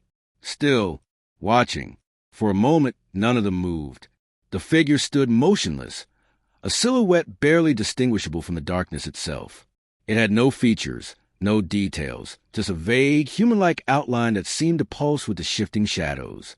Riley tried to speak, but his voice stuck in his throat. The flashlight flickered. The figure was gone. "Did you see that?" Riley rasped, his skin crawling. Mia clutched his arm, her grip ice-cold. "See what?" Josh swung the flashlight wildly. "Dude, there's nothing there." But Riley knew what he had seen. A gust of air brushed past him, carrying a stronger wave of that strange metallic scent. The tunnel suddenly felt too small, as if the walls were pressing inward. Mia took a shaky step back. "We're leaving." Sam nodded. "Yeah, let's go." Josh sighed but didn't argue. "Fine. Whatever." They turned and stopped. The exit was gone. The tunnel stretched behind them, just as endlessly as it had ahead. Mia's breathing turned shallow. No, we didn't walk that far." Josh tightened his jaw. "We must have taken a turn." Riley shook his head. There weren't any turns. Silence. Then, a whisper. "Close. Too close." Mia spun around, eyes wide. Who said that? Nobody answered. Josh's knuckles whitened around the flashlight. "We keep moving. One direction." They walked faster, their footsteps an unnatural echo in the too quiet space. Riley's skin prickled with every step. The air thickened, pressing against him like unseen hands. Then Josh stopped. "What is it?" Mia whispered. Josh lifted his flashlight.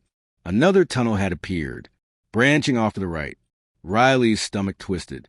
That wasn't there before. Mia grabbed his sleeve. "I don't like this." Neither did he. Josh, however, grinned. "We gotta check it out." Riley grabbed his arm. "No, we don't." Josh yanked free. "Come on, what's the worst that could happen?" The tunnel waited. Black, silent, and breathing. Something in the darkness shifted. Mia took a step back. "We go back. Now!" Josh turned toward her, rolling his eyes. Then the light flickered, and the walls moved. Not a trick of the eyes. Not an illusion. The bricks rippled like water. The tunnel exhaled. Then the lights went out. Mia screamed. Riley grabbed blindly, but there was nothing. Only space where his friends had been. A rush of cold air swept through him, stealing the breath from his lungs. The darkness was alive, curling around him like fingers. A whisper in his ear. Low, amused. Run. He did. Or at least, he thought he did. Because when the light returned, Josh was gone. The second tunnel was narrower, colder. Their footsteps barely echoed now, swallowed by the thick silence pressing in on all sides. The walls were damp, and the air had a strange metallic scent, like rust or blood. Mia's hand trembled in Riley's. Josh, slow down. Josh didn't. He was ahead now, his flashlight bouncing off the slick stone walls. His steps were eager, careless. The deeper they went, the heavier the air became, pressing down on their chests like an unseen weight. Then, a sound, faint, a slow, dragging noise, like something heavy being pulled across the ground. Josh stopped. The flashlight flickered again. Then I went out. Darkness swallowed them whole. Mia gasped. Riley fumbled for his phone, his fingers shaking. Josh! Silence. Then a single sound. A footstep. Not theirs. Sam cursed under his breath. Turn the light back on. Josh's voice came, shaky now. I'm trying. His breaths were shallow, uneven. Then a breath. Right behind them. Soft. Slow. Mia screamed. Light flared back on. Josh was alone. Sam's voice cracked. Where's Riley? The tunnel was empty. No Riley. No footsteps. Just silence. Mia's breathing came fast, ragged. He was right here. Her voice was barely above a whisper, but it echoed down the passage, stretching unnaturally into the darkness. Josh swallowed hard. Maybe he ran back? Mia shook her head violently. Riley wouldn't just. Then something new. A door. Old. Wooden. Standing in the wall where there had been nothing before. The wood was cracked and warped with age, its surface covered in deep scratches, as if something had tried to claw its way in. Or out. Josh raised his flashlight. Scratched into the surface, barely visible, were words. Do not open. Mia's voice trembled. We have to. Josh hesitated, his fingers tightening around the flashlight. Sam shook his head. This is a bad idea. But Mia was already stepping forward. Slowly, she reached for the handle. The brass knob was ice cold under her fingers. She turned it. The door creaked open. Beyond it, darkness. Deep, endless. A black void that seemed to pull at them, swallowing the dim glow of their flashlight. And then, a figure. Tall. Still. Watching. Riley. Except, his eyes were wrong. Wide, unblinking, too dark. They didn't reflect the light. They absorbed it. Mia's breath caught. She stepped back, her pulse hammering in her ears. That's not him. Riley smiled. Not with his lips. With his teeth. Too many teeth. The door slammed shut. Riley was gone. Mia choked on a sob. Josh stumbled back, dragging Sam with him. The tunnel trembled. The air vibrated, an unnatural hum filling the space. Then everything went black. Sunlight, warm, soft. Mia gasped, her eyes flying open. She was lying on her back, staring up at the sky. The trees swayed overhead, their leaves rustling in the breeze. The dirt road stretched behind them, untouched. Josh groaned, rubbing his head. What the hell just happened? His voice was thick with confusion. Sam sat up beside him, eyes wild. Where's Riley? They turned. The tunnel was gone. No entrance. No stone archway. Just trees and silence. Mia's hand shook. No. No, no, no. She scrambled to her feet, spinning in circles, searching, calling his name. Nothing. Josh paled. He was right there. Sam grabbed his arm, his voice urgent. We need to go. Mia's breath came in shudders. We can't just leave. Josh's voice was hollow. We already did. The wind shifted. A whisper. Soft. Familiar. Riley's voice. I never left. The old estate sail had an eerie feel, as the air itself carried whispers of the past. Dust swirled, lazily in the dim afternoon light, settling over forgotten furniture, yellow books, and rusted trinkets. The scent of age lingered, old wood, faded paper, and something deeper, something like damp earth after storm. People moved through the cluttered rooms in hushed voices, their fingers brushing over the remnants of a life once lived. A cracked porcelain doll lay abandoned on a wooden chair, its glassy eyes staring at nothing. A grandfather clock, its hands frozen in an unknown hour, stood. against the far wall, its silence unsettling. Suri wasn't looking for anything in particular. She had just moved into a new apartment, and it felt empty. The space was modern, all clean lines and blank walls, but it lacked something with character, with a past. She had come here hoping to find a piece that would make the apartment feel more like home. As she wandered through the sale, her gaze skimming over faded paintings and tarnished silverware, something caught her eye. A mirror. It stood alone against the back wall, partially hidden behind an old wooden wardrobe, as if someone had tried to push it out of sight. Suri stepped closer. The mirror was tall, nearly as tall as she was, with a thick wooden frame covered in strange, twisting carvings. The patterns looked like vines, curling and wrapping around the edges. But as she examined them, they seemed almost alive, shifting ever so slightly in the dim light. The glass itself was oddly perfect. Not a single scratch, no dust, no smudges. It looked as though someone had just polished it, yet the air around it smelled old, like damp wood and faded perfume. Suri reached out and ran her fingers along the carved wood. Ice cold, a shiver ran up her arm. She pulled her hand back, flexing her fingers.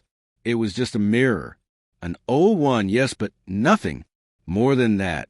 "How much for this?" she asked, turning to the old woman sitting behind the cash table. The woman, who had been counting change, looked up, her face, lined with deep wrinkles, tense the moment her gaze fell upon the mirror. Her fingers tightened around the bills in her hand, as if the sight of it had unsettled her. "That mirror," she hesitated, her voice barely above a whisper. Suri waited. "50, the woman finally said. Suri blinked. 50? That's it. Something this beautiful had to be worth more. Even in its old-fashioned design, it had a timeless elegance. The craftsmanship alone should have made it expensive. The woman nodded, her expression unreadable. "Take it," she said quickly. Something in her voice made Suri pause. It wasn't just urgency, it was something else. A warning. A prickle of unease crawled up Suri's spine, but she shook it off. The woman was probably just eager to get rid of old junk. She handed over the cash, lifted the mirror carefully, and carried it to her car. The frame was heavy, much heavier than it looked, but she managed to maneuver it into the back seat. As she reached the driver's seat, a strange sensation washed over her, like someone was watching. Her skin prickled. She glanced around. The parking lot was mostly empty. A few cars, an old lamppost flickering in, the afternoon light, a single bird pecking at the pavement. But then, in the mirror's reflection, behind her, a shadow moved, a flicker, quick and unnatural. She spun around. Nothing was there. Her chest felt tight, probably just her imagination. She had read too many horror stories, watched too many late-night movies. With a deep breath, she climbed into the car and started the engine. She didn't notice the old woman still watching her from the porch, her lips pressed into a thin line, her fingers curling into the fabric of her skirt. And she didn't hear the whisper that slipped past the woman's lips. Poor girl. Suri carried the mirror into her apartment, her arms aching from effort. The weight of it was surprising. It felt heavier now than it had at the sale, as if it had absorbed something along the way. She set it against the far wall in the living room, where the sunlight from the window hit it perfectly. The glass caught the light in an almost unnatural way, as if it were drinking it in rather than reflecting it. She stepped back, tilting her head. It looked perfect, too perfect. She ran her fingers over the carvings again, tracing the delicate lines of the twisting patterns. The wood was still ice cold. Shaking off the unease, she turned away and grabbed her phone. She snapped a quick picture, thinking it would look great on social media. Estate sale find. My new favorite thing. But when she checked the photo, a strange feeling crept up her spine. The mirror looked normal, but the reflection of the room inside it seemed darker. The light in the picture didn't match what she saw in real life. She frowned. Maybe just a trick of the camera. Shrugging it off, she put her phone away and went to make dinner. That night, the apartment was quiet. Too quiet. She lay in bed, tossing and turning, unable to sleep. The silence pressed against her ears, heavy and unnatural. Usually, she could hear distant city sounds. Cars passing, people talking, the occasional siren. But tonight, there was nothing, as if the whole world had gone still. At midnight, she finally gave up and got out of bed. Maybe some water would help. She padded barefoot through the apartment, the wooden floor cool against her skin. As she passed the living room, her gaze flickered to the mirror. Something made her stop. She turned, staring at it in the darkness. The reflection showed the living room.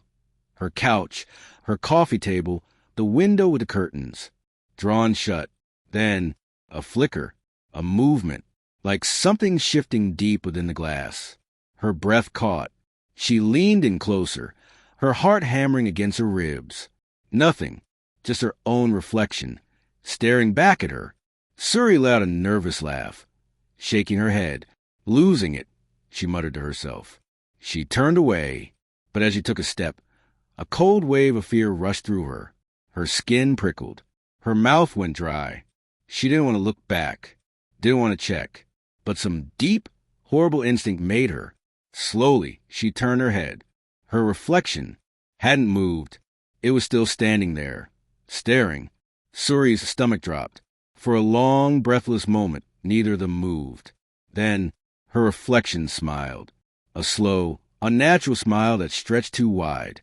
A chill crawled down Suri's spine. She stepped back. The reflection didn't. And then it raised its hand and knocked against the glass. A dull, hollow knock echoed through the room. Suri stumbled backward, her breath coming in short gasps. No, no, no. The reflection took a step closer, but Suri hadn't moved. She turned and ran, her heart slamming against her ribs.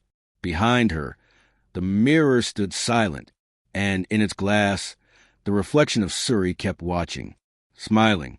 Over the next few days, the feeling of being watched only grew stronger. Sometimes, while reading or watching TV, she would catch movement in the corner of her eye, a flicker in the mirror, a shift, but whenever she looked directly at it, the reflection was still. Then came the whispers, soft, faint, almost like the wind, but there was no wind inside her apartment. One night, she woke up gasping, her heart racing. She had dreamt of standing in front of the mirror, unable to move, as something inside knocked against the glass from the other side. She shook off the dream, rubbing her arms against the cold that seemed to settle into her bones. She needed to get rid of the mirror. Tomorrow, the next night, everything changed.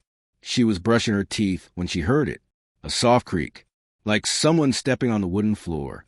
Her breath hitched. Slowly, she turned off the tap and listened. Silence.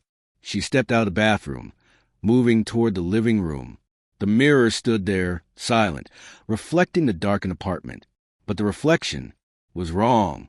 The furniture was there. The walls, the windows, everything was in place. But the Suri in the mirror was smiling, a slow, unnatural smile that stretched too wide. Suri's heart slammed against her ribs. Her reflection raised a hand and knocked against the glass. A dull, hollow knock echoed through the room. Suri stumbled back, her breath coming in short gasps. No, no, no. The reflection stepped closer, but Suri hadn't moved. It placed its hand against the glass and started pushing. The surface of the mirror rippled like water. The reflection's fingers pressed through. Suri turned and ran. She didn't stop running until she was outside, breathless, heart pounding. The night air was freezing, but she barely felt it. She pulled out her phone and dialed her best friend, Aisha. Aisha, I need you to come over, she said, her voice shaking. What's wrong? The mirror, she whispered. Something's wrong with it. Silence. Then Aisha sighed. Suri, it's just a mirror. Please, Suri begged. Aisha groaned. Fine. I'll be there in 10. Suri hung up, staring up at her apartment window. Something moved behind the glass, but it wasn't her. Aisha arrived, annoyed but concerned. Okay, what's the problem? Suri led her inside. The mirror stood exactly where it had been, still and silent. Aisha crossed her arms. Looks normal to me. Suri shook her head. Watch. She picked up a book and threw it at the mirror. It didn't reflect the impact. The book disappeared into the glass. Aisha's face lost all color. Then the book flew back out, landing on the floor, but the reflection of the book, staying inside the mirror. Suri and Aisha started, frozen in fear. Then the reflection of Suri turned and spoke. You shouldn't have bought me. They ran. They didn't stop until they were outside, gasping for air. We have to destroy it, Aisha said. Suri nodded. Fire? Aisha shook her head. No, mirrors don't burn. Suri thought for a moment. A hammer. They grabbed a hammer from the toolbox and marched back inside. The reflection was waiting. It grinned, stepping closer. Suri raised the hammer. The reflection whispered, You break me. You take my place. Suri hesitated. Aisha grabbed the hammer. Screw this. She swung. The mirror shattered. For a moment, silence. Then, a blood-curdling scream echoed through the room. A gust of wind blew past them. The lights flickered, and the mirror was gone. Only an empty wall remained. Aisha and Suri stared at each other, their hearts still racing. Is it over? Aisha whispered. Suri didn't answer, because, in the corner of the room, the glass shards on the floor still reflected the mirror, and in them, a pair of dark eyes watched, smiling. Ava never believed in bad luck, curses, or ghost stories. She lived in the real world, where everything had a logical explanation.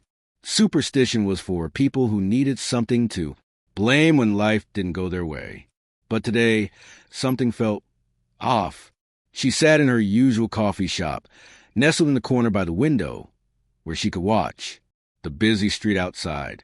The scent of freshly ground coffee beans and warm pastries filled the air, mixing with the quiet hum of conversations and the occasional clink of spoons against ceramic mugs.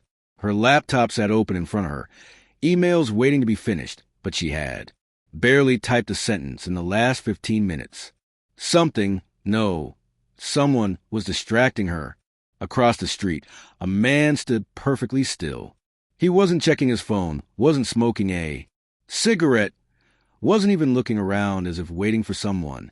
He was just standing, watching. Ava's stomach tightened.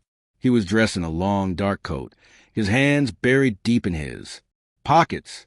A street lamp cast a faint glow over the sidewalk, but his face remained shadowed, obscured just enough that she couldn't make out his features. Still, she could feel his gaze, locked onto her. A shiver crawled up her spine. She tore her eyes away, shaking off the unease. It was a city. People lingered all the time. Maybe he was waiting for a friend, or maybe he was just lost in thought. She was being paranoid, but the longer she sat there, the more uneasy she became. Minutes passed. She forced herself to focus on her laptop, tapping her fingers against the keyboard. But the words blurred together. The pull to glance out the window gnawed at her, an itch she couldn't ignore. Slowly, she looked up. Her breath caught. He was still there, standing in the exact same position. Ava swallowed hard. Okay, that was weird. Her fingers tightened around her coffee cup. He hadn't moved an inch in over 20 minutes. That wasn't normal, was it? Her hands felt clammy as she reached for her phone. Maybe she was overreacting. Maybe she just needed a second opinion. She lifted the camera, making sure to keep it subtle, and snapped a picture through the window. She sent it to Emma with a quick message. Tell me I'm not crazy. This guy's been standing outside for 20 minutes, just staring. The reply came almost instantly. What guy? Ava frowned. She quickly typed back. The one in the coat, right across the street. 3 dots appeared, then vanished. Then, Ava, there's no one there. Her breath hitched. Her fingers trembled as she looked at the picture she had just taken. The sidewalk, the street lamp, the passing cars. No man. Heart pounding. She snapped her gaze up to the window again. The man was gone. Ava's stomach twisted into knots. She glanced around the cafe, searching for someone who might have noticed him, someone who could confirm that she hadn't imagined it. But everyone was just carrying on as normal, oblivious. Her pulse pounded in her ears. She took a deep breath, forcing herself to calm down. Maybe Emma had just looked too quickly. Maybe the man had walked away right before she checked. Or maybe she was seeing something that wasn't there. The rest of the day felt like a blur. Ava tried to push the whole thing out of her mind, convincing herself that it was just her imagination playing tricks on her. But deep down, a sick feeling lingered. At lunchtime, she met Emma at their usual cafe, a cozy little place with wooden tables and mismatched chairs filled with the warm scent of vanilla and cinnamon. They grabbed a spot by the window, sunlight casting long shadows across the sidewalk outside. Emma was already sipping on an iced latte, stirring the straw absent-mindedly. She looked up as Ava sat down. "Okay, tell me what's going on. You've been weird all morning." Ava hesitated, drumming her fingers against the table. "I swear I saw someone outside the coffee shop earlier. He was just standing there, staring. I took a picture and sent it to you, but you said there was no one there." Emma tilted her head, eyebrows knitting together. "Yeah, because there wasn't." Ava exhaled, shifting in her seat. "But I saw him, Emma. I know I did. And then when I checked, again he was gone." Emma took another sip of her drink, considering. Could have just been a random guy, and you caught him right as he left. Ava shook her head. He was there for at least 20 minutes. He never moved. And when I looked at the picture, he wasn't in it.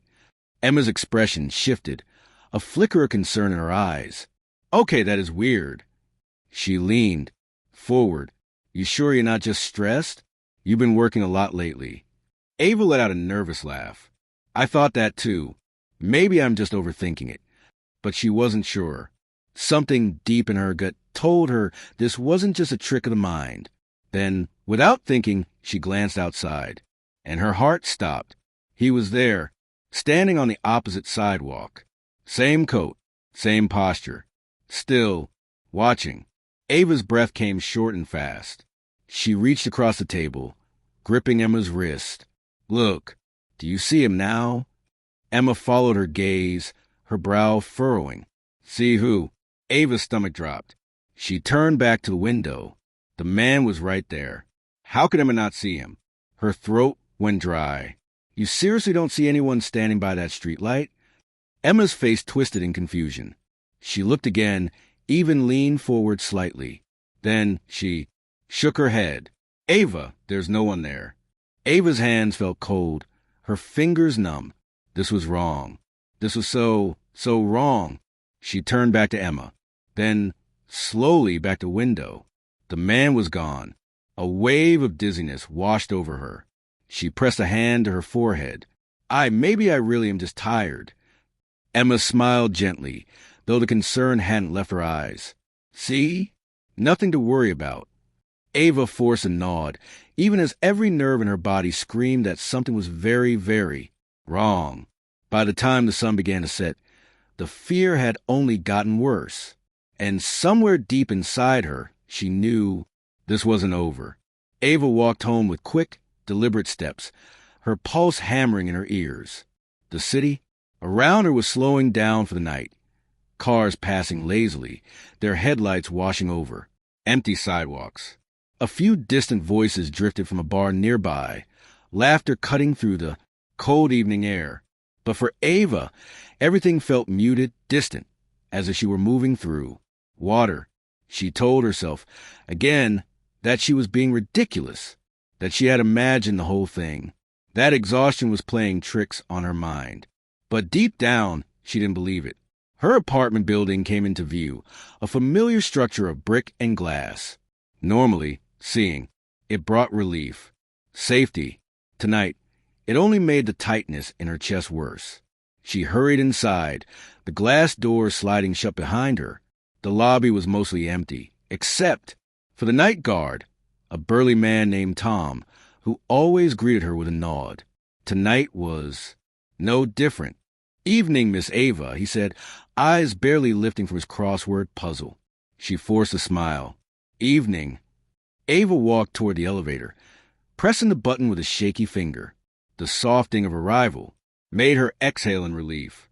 She stepped inside, the warm glow of the overhead lights comforting in its familiarity. The door slid shut. She let out a breath, closing her eyes for a moment, trying to shake the unease from her body. Then a hand caught the door just before it shut. Ava's heart stopped. The metal doors slid open again, and before she could react, before she could even move, he stepped in. The man in the dark coat. Ava's breath caught in her throat. Every hair on her body stood on end. He didn't say a word. He didn't even look at her. He stood at the far end of the elevator, near the corner, his posture unnaturally stiff.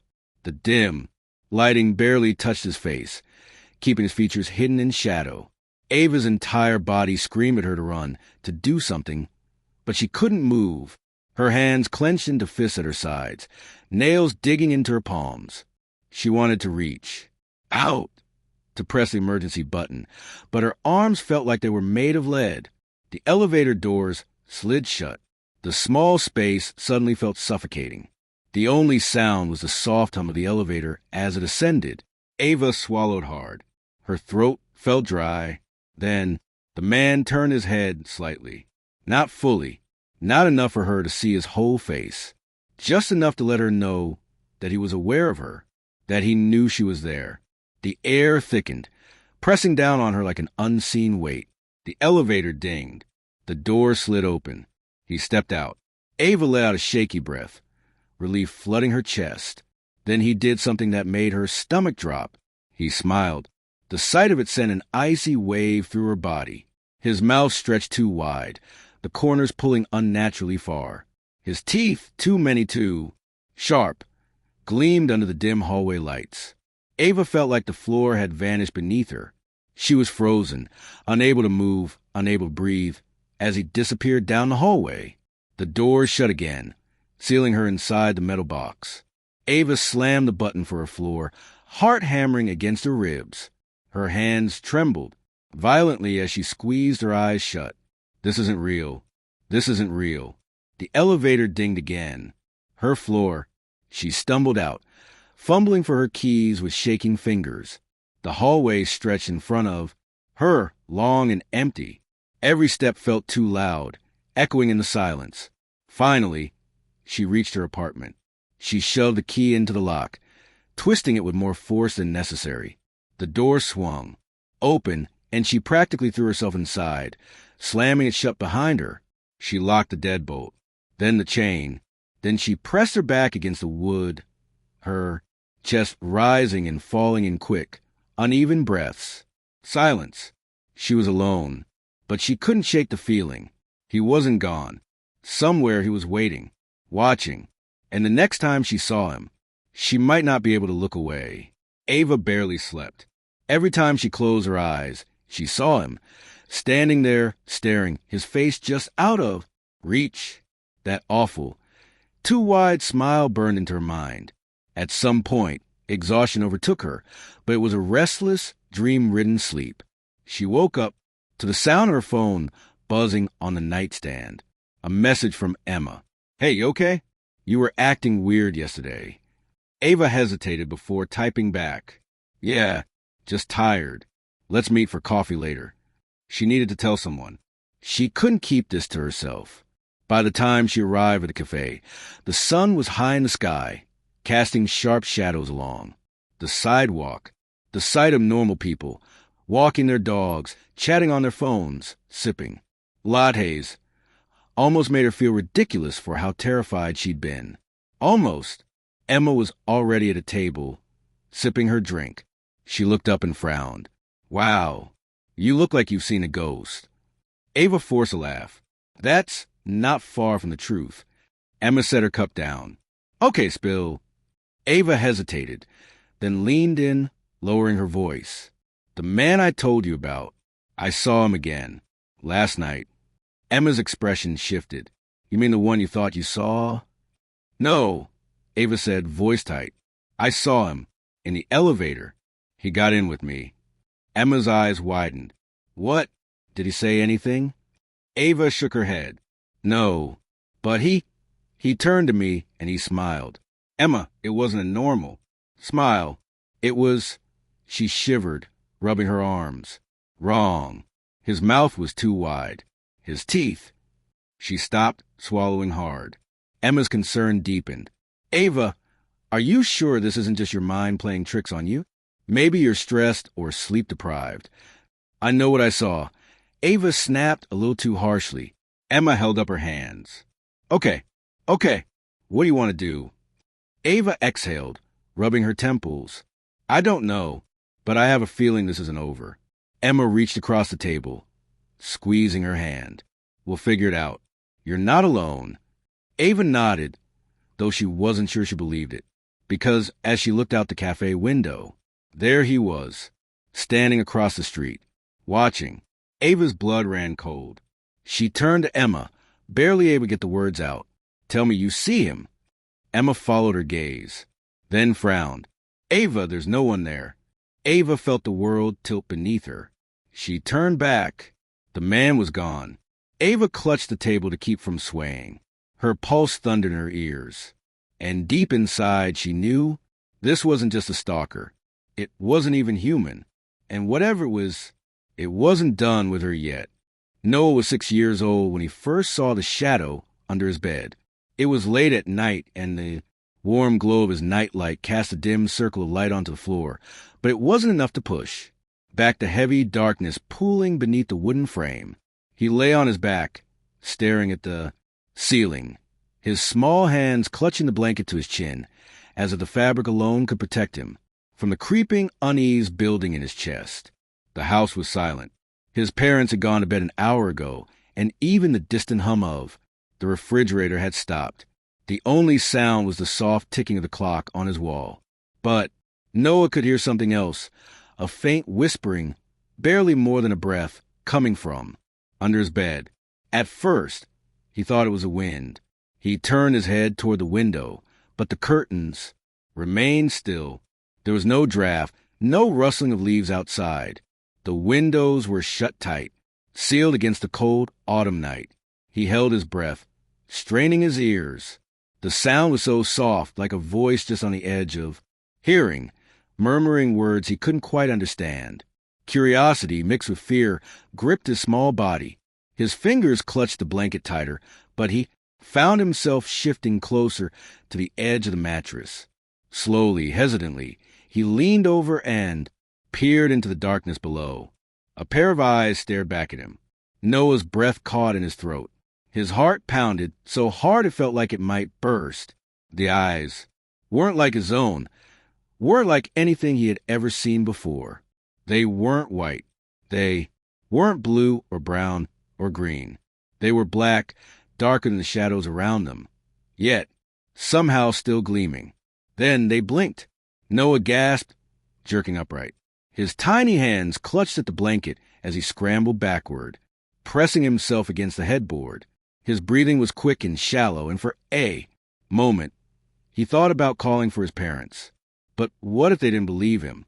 He squeezed his eyes shut and yanked the blanket over his head, curling into a ball. His fingers trembled as he pressed them against his ears, trying to block out everything. But the whispering didn't stop. It was there, slithering through the silence, filling the room like a soft breeze carrying the echoes of 100 voices. It didn't grow louder, but it didn't fade either. Noah lay like that for what felt like hours, his small body shaking beneath the covers. Eventually, exhaustion won. His limbs grew heavy and his racing heart slowed. His mind drifted towards sleep, but just before he surrendered to it, he heard something that made his skin crawl. A whisper right next to his ear. Noah. The morning light flooded Noah's room, turning the shadows into harmless shapes. The fear from the night before still clung to him like cobwebs, but in the safety of the day, it almost felt silly. Almost. Noah wasted no time rushing into the kitchen, where his parents sat at the table. His mother was sipping her coffee, her dark curls still messy from sleep, while his father read the newspaper, occasionally taking a bite of his toast. "Mom, Dad." Noah's voice was urgent, his tiny hands gripping the edge of the table. "There's something under my bed." His mother lowered her cup, concern flashing in her warm brown eyes. "What do you mean, sweetheart?" "I saw it last night. It had eyes, and it whispered to me." Noah's voice wavered, his small body tense with the weight of what he had seen. His father chuckled, shaking his head. "It's just your imagination, buddy. Maybe a bad dream." "No." Noah shook his head fiercely. "It was real. I saw it move." His father sighed, folding the newspaper and setting it aside. "Noah, you're old enough to know that monsters aren't real. Shadows are just tricks of the light." "But—" "No buts," his father said firmly. "You're letting your imagination run wild." Noah's mother gave him a gentler look. "How about I check under your bed tonight? If there's nothing there, will you promise to sleep without worrying?" Noah hesitated. He wanted to believe that if his mom looked, she'd see it too, that she'd believe him. "Okay," he mumbled. That night, after tucking Noah in, his mother knelt beside his bed. The warm glow of the night light cast long shadows across the room, but she didn't seem scared. She lifted the blanket and peeked underneath. "See?" She turned to him with a smile. "Nothing but dust bunnies." She ruffled his hair, pressing. A kiss to his forehead. "Now get some sleep, love." Noah wanted to believe her. He really did. But as soon as she left the room and closed the door, the whispering started again. And this time it called his name. Over the next few nights, things got worse. The whispering never stopped. It was there every night, just beyond his understanding, soft, raspy, filled with something wrong. Noah tried to ignore it. He buried his face in his pillow, squeezed his eyes shut, and counted. Sheep. But ignoring it didn't make it go away. The shadow didn't just whisper anymore. It moved. Noah would see it shifting in the darkness, growing longer, stretching toward him in slow, deliberate motions. The eyes would flicker open and shut, blinking at him like something alive. One night, he tried to be brave. He sat up in bed, gripping his blanket like a shield, and whispered, "Who are you?" The whispering stopped. The silence stretched. And then it laughed, a dry, crackling sound, like dead leaves rustling in the wind, like something ancient, something that had been waiting a very, very long time. Noah screamed. His father burst into the room, flipping on the light. The brightness chased away the shadows, leaving nothing but the normal shapes of his toys and furniture. "Noah, what is it?" His father's face was a mixture of exhaustion and irritation. "The shadow," Noah cried. "It laughed at me." His father groaned, rubbing his temples. "Noah, enough. There's no such thing as a shadow. That talks. You're letting your imagination get the best of you. But—" "No buts." His father's voice was firm. "If you keep this up, we'll have to take away your nightlight.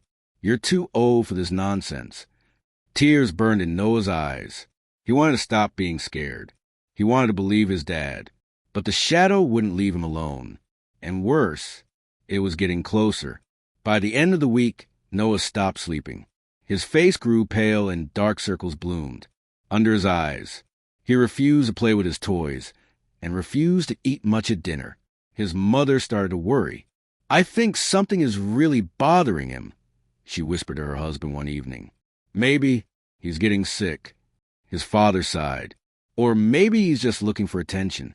You baby him too much." "I don't know. This is different." He looked scared all the time. That night, his mother stayed up later than usual. Just as she was about to go to bed, she heard something faint, almost like wind whistling through a crack in a window, except the windows were shut. Frowning, she walked down the hall and stopped outside Noah's door. She pressed her ear against it. Whispers. Low, raspy voices, more than one. Chills ran down her spine. She swung the door open. Noah was sitting up in bed, trembling, his wide eyes locked on the darkness under his bed. His lips were moving, but no sound came out. "Noah," she called. He flinched and turned to her, his face pale as a ghost. "It's trying to come out," he whispered. Her stomach dropped. That night, Noah's mother refused to leave his room. She brought in a chair and sat beside his bed, determined to prove to him and to herself that there was nothing to be afraid of. Hours passed. The house was silent. Then a slow, scraping sound came from under the bed. Noah's mother froze. Her breath hitched. Had she imagined it? She leaned forward, gripping the edge of Noah's blanket. The sound came again, a dragging, scratching noise like nails running along wood. She swallowed hard. "Noah?" Tears welled up in his eyes. He shook his head violently. "Don't look," he whispered. "It doesn't like being seen." A chill ran down her spine, but she had to know. Slowly, her trembling hand reached for the blanket and lifted it. Her scream never left her throat. Two glowing eyes, set deep in a gaping, toothless mouth, stared back at her from the darkness. The shadow under the bed shifted, stretching toward her, reaching with long, claw-like fingers. She yanked the blanket back down, grabbing Noah and pulling him against her chest. The room went deathly silent. Then a whisper slithered through the air. "You shouldn't have looked." The next morning, Noah's mother packed their bags. "We're leaving," she told her husband, her hand shaking as she shoved clothes into a suitcase. "What? You're being ridiculous," he scoffed. "No, I'm not," she snapped, spinning to face him. "I saw it, under his bed. It's real." The blood drained from his face. "You what?" "I saw it," she repeated, her voice breaking. "I don't care what you think. We are not staying. Here." But before they could leave, Noah screamed. They ran into his room. The bed was empty. The blankets were on the floor. The room was ice cold, and under the bed, a shadow writhed, stretching up the walls. Whispers filled the room. "He belongs to us now." Noah's mother dropped to her knees, reaching under the bed, grabbing for him, but her hands met nothing but cold air. Noah was gone. The police never found him. His parents moved away, unable to bear the silence of an empty house. But his room remained untouched. And at night, when the house was dark and quiet, the whispering started again, waiting for someone new. Oliver had always been a rational man. He didn't believe in ghosts, demons, or any of those creepy urban legends people like to tell on cold, stormy nights. But the first time he heard the knock, he couldn't ignore the way it made his skin crawl. It was 3 a.m. when the sound echoed through his quiet house, a sharp, deliberate knock at the front door. 3 taps. Knock, knock, knock. Oliver stirred from his sleep, groggy and disoriented.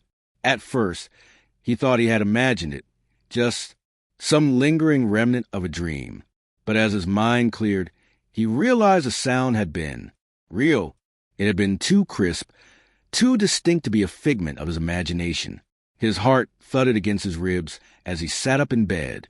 His bedroom was on the 2nd floor, and through his window, he could see the empty street below, bathed in the cold glow of the streetlights. Nothing moved. No figures, no cars, not even the stray cat that sometimes prowled the neighborhood. The house was old, and the wooden floor creaked beneath his feet as he swung his legs over the side of the bed. A chill ran through him, though he wasn't sure if it was from the cold or something deeper, something instinctual. The hallway outside his room was dark, except for the dim glow of the nightlight in the bathroom. He hesitated at the top of the stairs, straining his ears. Silence. Had he imagined it? Shaking his head, Oliver slowly descended the stairs. His bare feet felt ice cold against the hardwood floor as he approached the front door. His breath hitched as he peered through the peephole. Nothing. The street outside was eerily still. No movement. No sign of anyone standing there just seconds ago. He reached for the lock and hesitated. A voice in the back of his mind whispered, "Don't open it." But curiosity won. He twisted the deadbolt and cracked the door open just enough to peek outside. A gust of cold air rushed in, sending a shiver down his spine. The porch was empty. The front, yard, the sidewalk. Everything was still untouched, as if no one had been there. Frowning, he shut the door and locked it again. Maybe he had been dreaming. Maybe it had been the wind or the house settling. Still, as he climbed back into bed and pulled the covers up to his chin, he couldn't shake the uneasy feeling crawling beneath his skin. And then, just as his eyes began to close, a whisper, faint, almost too soft to hear, right outside the door. "Let me in." Oliver's eyes snapped open, his pulse hammering in his ears. He held his breath, listening, but there was only silence. The knocking came again the next night, and the night after that, always at 3 a.m., always 3 knocks. At first, Oliver tried to ignore it. He forced himself to stay in bed, squeezing his eyes shut, telling himself it was just his mind playing tricks. But he couldn't. Each knock sent a pulse of fear through his chest, a deep, instinctual terror that made his skin prickle. It felt wrong. By the fourth night, he was ready. He sat in the living room, directly across from the front door, staring at it as the clock on the wall ticked toward 3 a.m., 2:59. He held his breath. The clock struck 3. Knock, knock, knock. Oliver's heart slammed against his ribs. The sound was clear, precise. There was no mistaking. Someone, something, was standing outside his house. He clenched his fists, his nails digging into his palms. This time he wouldn't be afraid. This time he would catch whoever was playing this twisted game with him. He grabbed the baseball bat he had brought downstairs earlier and rose to his feet, his pulse thundering in his ears as he approached the door. One deep breath. His hand tightened around the doorknob, and then he yanked it open. Nothing. The porch was empty. The street was deathly still. But something was different this time. As Oliver turned back toward the house, a wave of cold dread washed over him. There on the wooden surface of the door were 3 deep scratches, long, jagged, claw-like marks. His stomach twisted. He hadn't heard anything scrape the door. No dragging, no scratching, only the knocks. But the marks were there, fresh. Something had been standing there. Something had been watching. The next morning, Oliver called his best friend, Daniel. "There's someone messing with me," Oliver said, his fingers gripping the phone tightly. "Every night at 3 a.m., 3 knocks. No one's there, but now there are scratches on my door."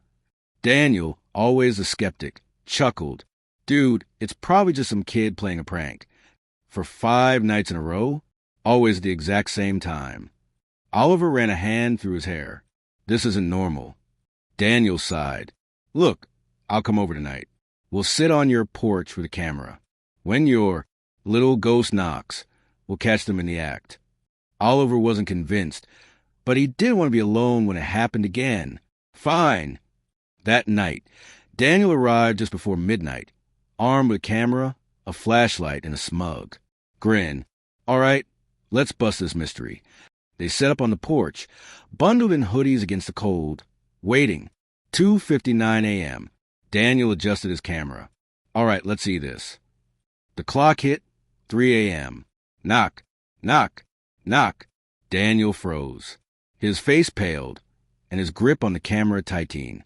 Oliver swallowed hard, staring at the door. Daniel slowly turned the camera toward the street. And then the porch light flickered. The air changed. It became heavy, thick, like something unseen was pressing against them. The world felt tilted, wrong. Oliver took a deep breath and stood. His shaking hand reached for the doorknob. He threw the door open. Nothing. No wind. No footsteps. No sign of anyone. But then Daniel let out a strangled gasp. He pointed a trembling finger at the ground. There, in the dirt just outside the door, were footprints. But they weren't human. They were long, narrow prints with clawed toes. Something had been standing there. Something had been watching them. And then the whisper came again, soft, right behind them. "Let me in." The porch light went out, and the door slammed shut. Oliver barely slept that night. Every time he closed his eyes, he saw the footprints. Every time he blinked, he felt the weight of unseen eyes watching him. The feeling of something lurking just beyond his vision clung to him like a second skin. The knocking continued every night, relentless. The scratches on the door grew deeper, more jagged, as if whatever was outside was becoming impatient. Oliver stopped checking the peephole. He stopped opening the door. But he could still hear it. Hear the way the wood groaned under invisible pressure. Hear the way the air outside the house seemed to shift as though something massive yet unseen was standing there. Then the whispers started, soft at first, just barely audible under the knocks. A murmur, a breath just beyond. Understanding. A sound that felt like it was meant for him alone. Oliver thought he was imagining it, that his exhausted brain was playing tricks on him. But then, one night, as he lay awake in bed, staring at the ceiling, the whisper cut through the silence like a blade. "Let me in." Oliver sat up so fast he nearly fell out of bed. His breath came in sharp gasps, and his skin was clammy with sweat. The knocking came again, louder than ever. Bang, bang, bang. It rattled the walls. It made the floorboards tremble. And then the whisper followed, curling around the edges of his mind like smoke. "Let me in." Oliver's stomach twisted. He grabbed his phone with shaking hands, scrolling through his contacts. He needed to call someone. He needed someone, anyone, to hear this. Before he could press a button, the knocking stopped. For the first time in weeks, silence filled the house. But Oliver didn't feel relieved. He felt watched. And when he turned his head toward the darkest corner of his bedroom, the shadows seemed just a little too thick, a little too deep, a little too alive. Oliver couldn't take it anymore. He decided that tonight he would stay up with every single light in the house turned on. The lamps, the ceiling lights, even the glow from his computer screen. He wouldn't answer the door. He wouldn't look outside. He wouldn't acknowledge it. 2:59 a.m. Oliver sat in the living room, gripping the arms of his chair so tightly his fingers ached. The TV was on, playing an old sitcom, but he wasn't watching. He wasn't even blinking. 3 a.m. The knock came. Knock, knock, knock. Oliver clenched his jaw, staring straight ahead. The knocking grew louder. Bang, bang, bang. The entire house seemed to shudder. The walls groaned. The ceiling creaked. The lights flickered. Then the whisper came. This time, it wasn't outside the door. It was right next to his ear. "You should have opened the door." Oliver whipped around, his heart pounding so hard it made him feel sick. Nothing. There was nothing there, but his blood ran cold. The knock hadn't come from the front door this time. It had come from inside the house. His breath hitched. His eyes darted toward the hallway. The air felt wrong. Thick, heavy, suffocating. The shadows along the walls seemed darker, stretching unnaturally as if they had grown longer in the flickering light. And then, slowly, so slowly that Oliver thought he might be imagining it, one of the shadows moved. A shape, tall and thin, peeled itself away from the darkness. It stood at the edge of the hallway, its head tilted at an unnatural angle. Its eyes were empty voids, black, endless, watching him. Oliver couldn't move. The thing smiled, a wide, unnatural grin that stretched too far, filled with too many teeth. The lights flickered again. Then they went out, and Oliver screamed. The next morning, Daniel arrived at Oliver's house, knocking on the door. No answer. He frowned and knocked again, harder this time. Still nothing. With a growing sense of unease, Daniel pulled out his phone and called Oliver's number. The line rang and rang until it eventually went to voicemail. Something felt wrong. Daniel hesitated for only a second before reaching for the doorknob. It was unlocked. His stomach twisted. Slowly, he pushed the door open. The house was silent. Cold. The air felt thick, heavy, unnatural. A quiet so deep it felt as if the entire house was holding its breath. "Oliver?" Daniel's voice echoed slightly, unnaturally. He took slow steps into the living room. The chair where Oliver had been sitting was empty. The TV was still on, the glow of the screen, casting flickering shadows on the walls. The remote lay on the floor, as if someone had dropped it in a hurry, but Oliver was gone. Daniel's pulse quickened as he turned toward the front door, and stopped. 3 fresh scratches marred the wood. Deeper than before, the grooves cutting through as if something with claws had carved them there. And beneath them, written in smeared, blackened marks, were 2 words. 2 words that sent a chill down Daniel's spine, that made the air in his lungs feel like ice. Let me in. The night air was crisp, carrying the scent of damp earth and fallen leaves. A full moon hung low in the sky, casting eerie silver light over the old graveyard on the outskirts of town. The place had always been the center of ghost stories, the kind that parents told their kids to keep them from wandering too far at night. But for Jake, Lena, Ryan, and Ashley, it was just another challenge. Come on, it's just a graveyard. What's the worst that could happen? Jake smirked, shoving his hands into the pockets of his hoodie. Lena rolled her eyes, shifting nervously on her feet. You say that now, but if we get caught trespassing, it's your fault. Ryan, the self-proclaimed ghost expert of the group, grinned. I heard the caretaker doesn't even check this place at night. Besides, people say it's haunted. Wouldn't it be cool to see if it's true? His voice held a thrill that the others didn't quite share. Ashley hugged herself. I don't know, guys. Sneaking into a graveyard at midnight? It feels wrong. Oh, come on, Ash. Jake nudged her with his elbow. It's just for fun. What, you scared? Ashley glared at him. I didn't say that. Then let's go. The 4 teenagers squeezed through the rusted bars of the cemetery gate, their feet crunching against dead leaves and gravel. The cemetery was old, one of the oldest in town. Cracked. Tombstones jutted out of the earth at odd angles, their names and dates barely legible from. Years of erosion. Some graves had sunken into ground, the soil disturbed as if something had clawed its way out. The deeper they went, the more suffocating the air became. The scent of rotting wood and damp moss clung to their noses. The wind whistled through the bare branches of the ancient trees, creating a sound almost like whispers. Lena hugged her arms. I don't like this place. Jake scoffed. It's just an old cemetery. What's there to be afraid of? Ashley stopped suddenly. Her skin prickled with an unnatural chill. Did you hear that? Jake chuckled. Nice try. You're not scaring me. Ryan, however, had gone pale. No, I heard it too. A whisper. Soft. Faint. Calling a name. Lena? Lena's breath caught in her throat. She spun around, scanning the darkness. Who said that? No one answered. The wind howled, but underneath it, the whisper came again. Ryan. Ryan stiffened. Okay, who's messing with us? His voice was tight, forced. Ashley's fingers dug into his arm. It's not funny. Stop. I swear it's not me. Jake raised his hands. I didn't say anything. Then they heard it again. Jake. A breathy whisper, drifting from the graves.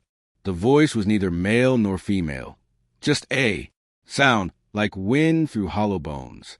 Ashley's eyes widened in terror. Let's get out of here. Lena turned to run, but then, Ashley, the whisper came from directly behind her. She whirled around, expecting to see someone standing there. But there was no one, just rows of old, crumbling tombstones. The air grew colder. The wind stopped. The night was silent, dead silent. Ashley's breath came in quick, shallow gasps. We have to leave. Now! Jake, normally the fearless one, looked shaken. Yeah, okay, let's go. They turned back toward the entrance and stopped. The gate they had squeezed through was gone. In its place was a solid, rusted iron fence. No opening, no exit. What the hell? Lena whispered, panic creeping into her voice. Ryan ran to the bars, gripping them so hard his knuckles turned white. He shook them, but they didn't budge. This isn't possible. We just came through here. The whispers returned. This time, They were all around them. Stay. Don't go. We've been waiting. Ashley pressed her hands over her ears. Who are you? She cried. The voices overlapped, blending together in a sickening harmony. You forgot us. You left us behind. You must remember. Shadows shifted between the tombstones. Shapes moved in the darkness. Ryan's voice cracked. We don't know you. Then a deep, rumbling voice answered. You will. A gust of wind slammed into them, knocking them backward. The world seemed to twist. Graves stretched higher. The trees looked like giants. The sky darkened into an abyss. And then, they weren't alone. Figures stood between the graves. Dozens of them. Pale faces. Hollow eyes. Their bodies were wrapped in tattered burial shrouds, skin stretched, too tight over bone. Some had gaping mouths, frozen in silent screams. Others had blackened. Hands. Fingers twisted like claws. Ashley clapped a hand over her mouth to stifle a sob. Lena stepped back, her whole body trembling. This isn't real. This can't be real. One of the figures stepped forward.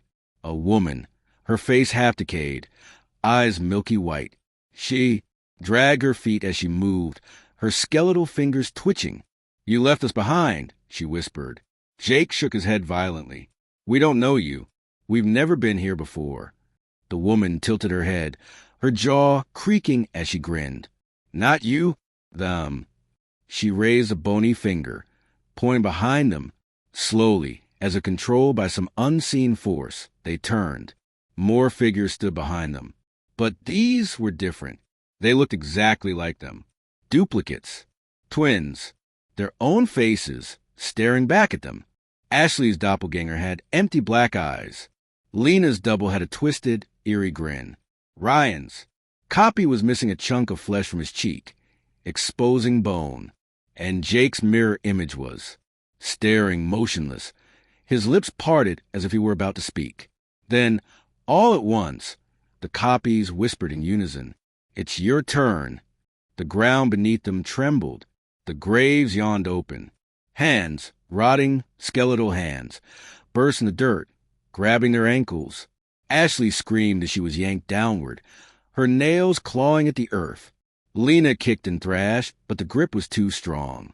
Ryan and Jake struggled, their voices rising in sheer terror. The doppelgangers stepped closer, reaching out. Their fingers sank into the teen's skin, merging with them, pulling them into the grave. Darkness swallowed them whole. The graveyard fell silent once more. The wind picked up. The trees whispered. And 4 new figures stood among the tombstones. Pale faces, hollow eyes, waiting for the next visitors to enter the graveyard, to hear the whispers, to take their place. The ghostly copies of the 4 teenagers stood motionless, their hollow expressions eerily, mirroring their own. Their eyes, dull and lifeless, seemed to pierce right through them. Then all at once, they spoke in a whispering chorus. You left us here. Ashley's heart pounded violently against her ribs. I don't understand, she choked out her voice barely above a whisper. The first ghostly figure, the woman with the decayed face, stepped forward. Her movements were slow, deliberate, as if the air around her resisted her existence. Long ago, she rasped, her voice layered with sorrow. We were just like you, young, alive. We came here on a dare, just as you did. And then she paused, her milky eyes glancing at the darkened sky. We were taken. Ryan's throat was dry. Taken by what? He asked, though deep down he wasn't sure he wanted the answer. A gust of wind swept through the cemetery, kicking up a cloud of dead leaves. The ground seemed to shudder beneath their feet. Then out of the darkness, something shifted. Between the graves, a shadow emerged. It was impossibly tall, taller than the trees, its form a writhing mass of shifting darkness. The longer they looked at it, the harder it was to focus, as if their eyes refused to comprehend what they were seeing. A deep, guttural voice slithered through the air, colder than the wind. I am the keeper of the forgotten, the lost, the abandoned. The weight of its presence pressed down on them. making it harder to breathe. The air around them grew thick, suffocating. Ashley gripped Lena's arm, her fingernails digging into her friend's skin. "We don't belong here," she gasped. The shadow laughed, a low, hollow sound that sent chills up their spines. "You came willingly. Now you will stay." The wind roared again. The figures lunged forward, their outstretched hands like skeletal claws, reaching for them. Their whispering voices turned desperate, frantic. "Stay with us. We were forgotten. Don't leave us behind," Ashley screamed. Lena yanked her hand, dragging her backward. "Run." They bolted, but the graveyard was no longer what it had been. The paths twisted like a maze. Tombstones shifted before their eyes, blocking their way. The gate, their only exit, was gone. No matter which direction they ran, they always ended up back, at the center of the cemetery, right where the thing was waiting, and it was getting closer. The ghostly figures closed in, their icy fingers inches from their skin. Their whispers turned to hissing voices, each breath echoing like a death rattle. Ashley's chest heaved. Her body trembled violently as she clung to Ryan's arm. "We're trapped," she sobbed. "There's no way out." Jake's eyes darted around desperately, searching, hoping for anything. A break in the tombstones, a hidden passage, a glimmer of hope. And then he saw it, a grave, a freshly dug grave. The soil was dark, damp, and disturbed as if something had just been buried or was waiting to be buried.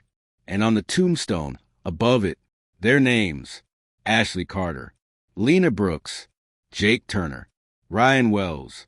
A chill ran through his spine as he read the inscription below their names. Died on October 31st. Buried before they even knew they were dead. No, no, no. Ashley stumbled back, shaking her head violently. "This can't be real. We're not dead. We're not dead." Ryan's hands clenched into fists. His mind raced. There had to be a way out. There had to be.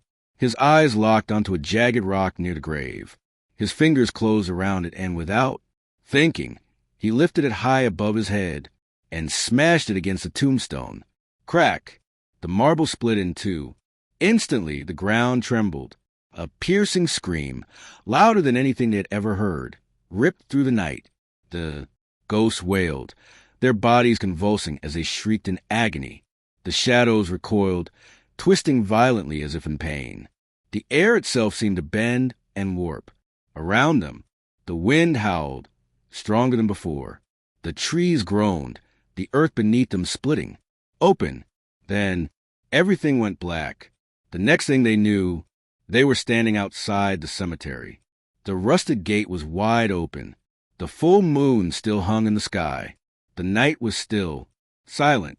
No whispers, no figures, no shadows, just an empty graveyard, looking as ordinary as ever. The four of them gasped for air, their bodies trembling from exhaustion and fear. Ryan turned to the others. His voice was barely a whisper. "Did that just happen?" No one answered. Instead, they ran as fast as they could, away from that place, away from the horrors they had witnessed. And they never spoke about that night again. But sometimes, when they walked past the old graveyard, they swore they could still hear it. A whisper, calling their names, waiting. Lily Parker had always loved dolls. Ever since she was little, she had a collection that filled an entire shelf in her bedroom. Each doll was unique. Some had button eyes, others had soft, fabric bodies, and a few were made of porcelain. But among them, there was one doll that was special, her absolute favorite. It was a beautiful porcelain doll with long golden hair, icy blue eyes, and a delicate pink dress, made of lace. Her tiny hands were perfectly sculpted, her face painted with the gentlest expression. She had soft, rosy cheeks and eyelashes so delicate that they looked almost real. The doll had been a gift from her grandmother on her 8th birthday. From the moment Lily held her, she felt an unusual attachment to her. There was something about Annabelle that felt different. It wasn't just a toy. It almost felt like a friend, someone who was always watching over her. unlike her other dolls, which sometimes collected dust from. Being untouched, Annabelle was always with Lily, whether on her bed, at her desk, or in her arms while she read. Lily named her Annabelle. At first, Annabelle was just like the rest of her dolls, sitting neatly on the shelf, watching over Lily as she played or slept. Lily would brush her hair every night and make sure her dress was neat before tucking herself into bed. She loved Annabelle. But as the weeks passed, strange things started happening. Annabelle wouldn't stay in one place. At first, it was small things. Lily would set her on the shelf at night, but in the morning, she would find her sitting on her desk. Sometimes, she'd leave Annabelle in her toy box, only to come back and see her lying on the bed as if she had been placed there. Lily didn't pay much attention at first. Maybe she had forgotten where she'd put her. Maybe her mother had moved her while cleaning. But then, it started happening every single day. One afternoon, after coming home from school, Lily was horrified to find Annabelle sitting on the windowsill, her blue eyes staring blankly outside. Lily's stomach twisted. She was sure she had left Annabelle on the shelf before going to school. A thought struck her. "Max!" she called, storming into her younger brother's room. Max, who was lying on the floor playing with his toy cars, barely looked up. "What?" Lily held up the doll. "Stop moving my doll," she snapped. "It's not funny." Max scrunched his nose. "I didn't touch your creepy doll." Lily frowned. "Then how did she get there?" Max shrugged. "Maybe she moved on her own." Lily rolled her eyes. Dolls don't move on their own. But deep down, she wasn't so sure anymore. That night, Lily made sure Annabelle was sitting properly on the shelf before she went to sleep. She even whispered, "Stay here, okay?" as if the doll could actually listen. Her room was dimly lit by the glow of her nightlight. She had always liked sleeping with a little light on, but tonight, the shadows in the room felt deeper. The corners of the room stretched, darker than usual. Lily pulled the covers up to her chin and closed her eyes. But sleep didn't come easily. She tossed and turned for hours, feeling restless. Every so often, she would open her eyes and glance at the shelf, just to make sure Annabelle was still there. Eventually, exhaustion took over, and Lily drifted into a light sleep. Then, in the middle of the night, something stirred. A soft sound, like fabric brushing against wood. Lily shifted under the blankets, half asleep. Then, a thump. Her eyes flew open. Her breath caught in her throat. Something was in the room with her.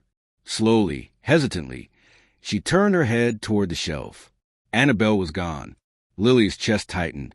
Her fingers gripped the blanket as she forced herself to sit up. The room was silent, except for the sound of her own breathing. Her gaze swept across the room, and then she saw it. Annabelle, sitting on her pillow, inches from her face. Lily's heart slammed against her ribs. How? Her fingers trembled as she reached out and grabbed the doll. Her porcelain skin felt colder than usual, almost like ice. Lily bolted upright and hurriedly placed Annabelle back on the shelf, her hands shaking. She told herself it was nothing. Maybe she had moved it in her sleep without realizing. Maybe she had sleepwalked. But then it kept happening.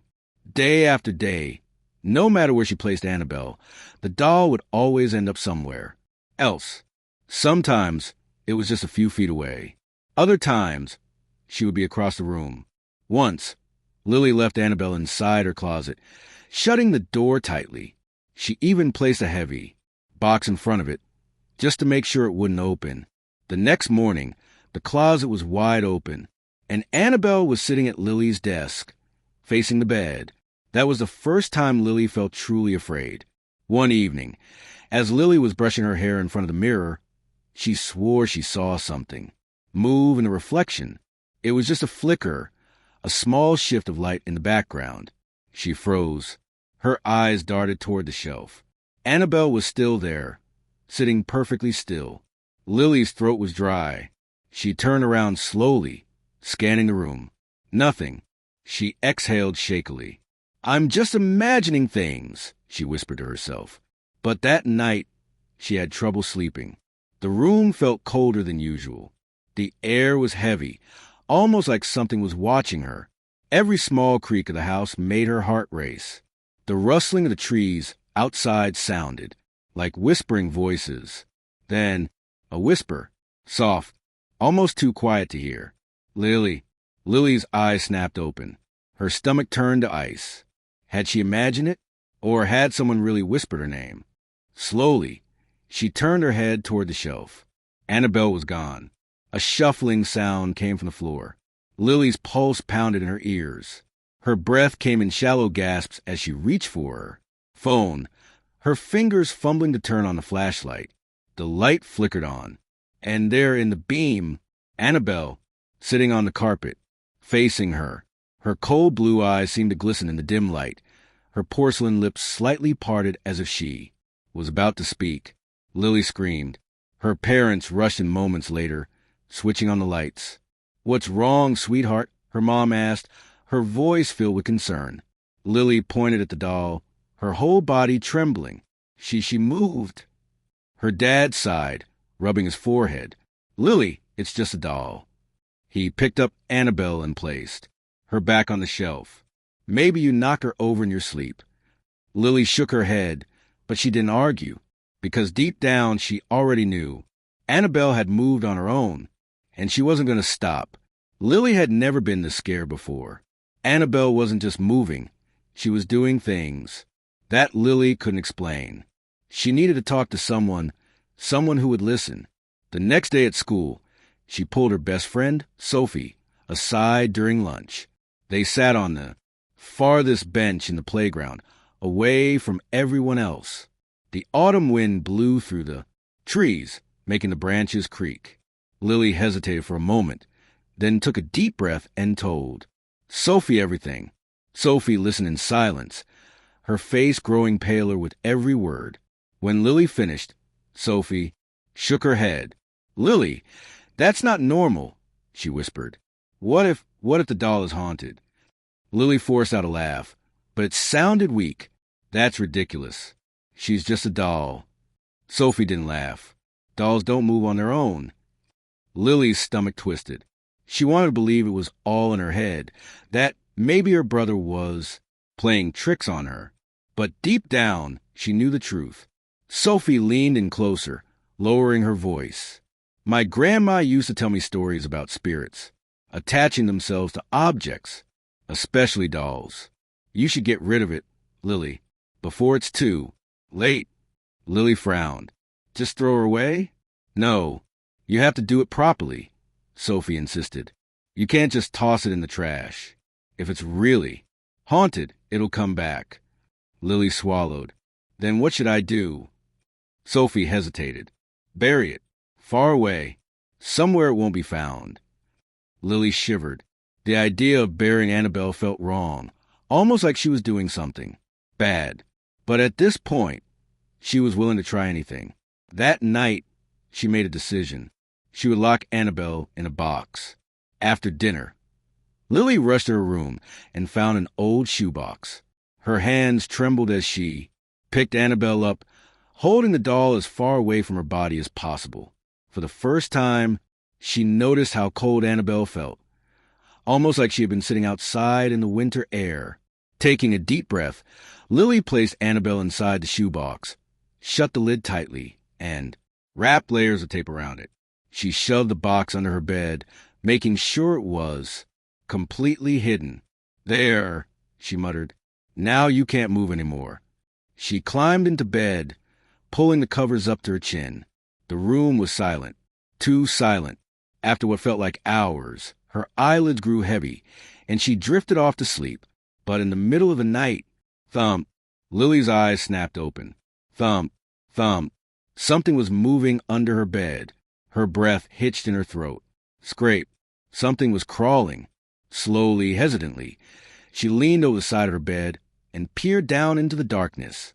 The shoebox was there, but the lid, it was open, empty. Lily's blood ran cold. And then, a soft giggle, a childlike whisper, echoing through the dark. Her heart pounded as she turned her head, barely able to breathe. Annabelle was sitting on her nightstand, but this time she wasn't sane. Her head was tilted slightly to the side. Her painted lips were curled into the faintest of smiles. Her tiny porcelain hand was raised, like she was waving. Lily let out a scream that shook the entire house. Within seconds, her parents rushed in, turning on the lights. "What's wrong?" her mom asked, eyes wide with concern. Lily couldn't speak. She could only point, her hand trembling. Her dad sighed when he saw the doll. "Lily, you have to stop with these stories. It's just a doll." "No," Lily choked out. She moved. She got out of the box. Her dad shook his head and picked up Annabelle, placing her back on the shelf. "You probably knocked it over in your sleep." Lily knew that wasn't true. Annabelle had moved on her own, and she wasn't going to stop. Lily couldn't take it anymore. She had tried everything, ignoring Annabelle, locking her in a box, even begging her to stop. But the doll wouldn't stop. She kept moving, creeping closer and closer to Lily's bed each night. And now she was smiling. That was the last straw. Lily grabbed her backpack and stuffed Annabelle inside. She didn't care if her parents got mad. She didn't care if it was late. She was getting rid of the doll tonight. The house was silent as she tiptoed to the front door. Her parents were asleep, and she needed to keep it that way. Slipping on her jacket, she carefully opened the door and stepped outside. The wind howled through the trees, sending a shiver down her spine. The woods behind their neighborhood loomed in the distance, dark and endless. Her hands shook as she walked toward them. The farther she went, the harder her heart pounded. Finally, she stopped in a small clearing. The ground was soft from the recent rain, making it easier to dig. She dropped to her knees and began scooping dirt away with her hands. Her fingers were freezing, but she didn't care. Minutes passed. Then, finally, the hole was deep enough. Lily pulled Annabelle out of her backpack. The doll's blue eyes seemed to shine in the moonlight, almost alive. Her breath hitched. She swore Annabelle's smile had grown wider. "Stay here," Lily whispered, placing the doll in the hole. She quickly covered her with dirt, patting the ground down as tightly as possible. Then she ran. She didn't look back. For the first time in weeks, she slept peacefully, but in the morning, her heart nearly stopped. Annabelle was back, sitting on her bed. Her dress was covered in dirt, and carved into the wood of the headboard, in jagged, uneven letters, was a single word. "Why?" Lily screamed, desperate. She called her grandmother, the one who had given her the doll. Her grandmother was silent for a long moment. Then she spoke. "Lily, listen to me carefully," she said. "Annabelle isn't just a doll. She once belonged to a little girl named Eleanor, a girl who died many years ago. Her spirit is attached to the doll." Lily's heart pounded. "What do I do?" Her grandmother hesitated. "You must return her to where she belongs." That night, Lily followed her grandmother's instructions. She took Annabelle back to an old, forgotten graveyard at the edge of town. She found Eleanor's grave, weathered, covered in moss. With trembling hands, she placed Annabelle on the grave and whispered, "You're home now." The wind picked up. The air grew still. For a moment, Lily swore she saw something. A shadow, a figure of a little girl, smiling at her. Then the wind carried it away. Lily never saw Annabelle again, and she never heard the whispers. But sometimes, when she passed by the graveyard, she felt eyes watching her, waiting. The streets were eerily silent. Rajesh yawned, rubbing his tired eyes as he steered his old taxi through the dimly lit roads of the city. The digital clock on the dashboard glowed 2:47 a.m. in red, a stark reminder of how late it was. The air outside was crisp, carrying the damp scent of the nearby river and an unsettling stillness hung in the air. It was an odd night. Usually at this hour, the roads weren't completely deserted. There would be the occasional drunken men stumbling out of bars, exhausted laborers trudging home, couples whispering quietly in the back seat of his taxi. But tonight, there was no one. The flickering streetlights cast elongated shadows on the asphalt, making everything feel surreal. Rajesh's hands tightened on the steering wheel. He was used to working late nights. But something about this shift felt different. Wrong. Even the glowing red numbers on the meter told him he was close to his target earnings for the night. Just one more ride, and he could go home, crawl into bed next to his wife, and wake up to his kids' laughter in the morning. That thought was the only thing keeping him awake. The taxi rattled slightly as he approached an old intersection. The road stretched into the distance, empty and silent, swallowed by the thick fog rolling in from the riverbanks. The mist moved in an unnatural way, swirling slowly, almost deliberately, like unseen hands trying to take shape. Then, out of nowhere, a lone figure emerged from the fog. Rajesh's heart lurched as his foot instinctively hit the brakes. The tires screeched slightly on the damp road. The man stood perfectly still under the flickering yellow glow of a street lamp. He was dressed in an old-fashioned white kurta and loose pajama pants, the kind Rajesh had seen his grandfather wear in old photographs. His clothes were spotless, but there was something strangely dated about them.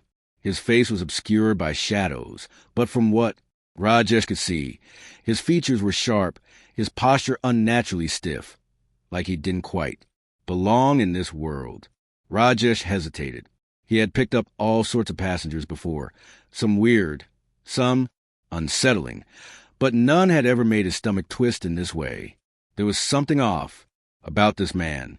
He should drive away. He wanted to drive away, but he needed the fare.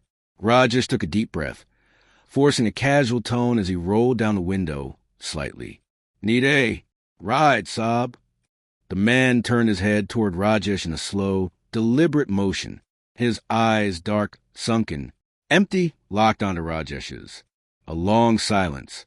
Then, in a soft voice, almost a whisper, he spoke.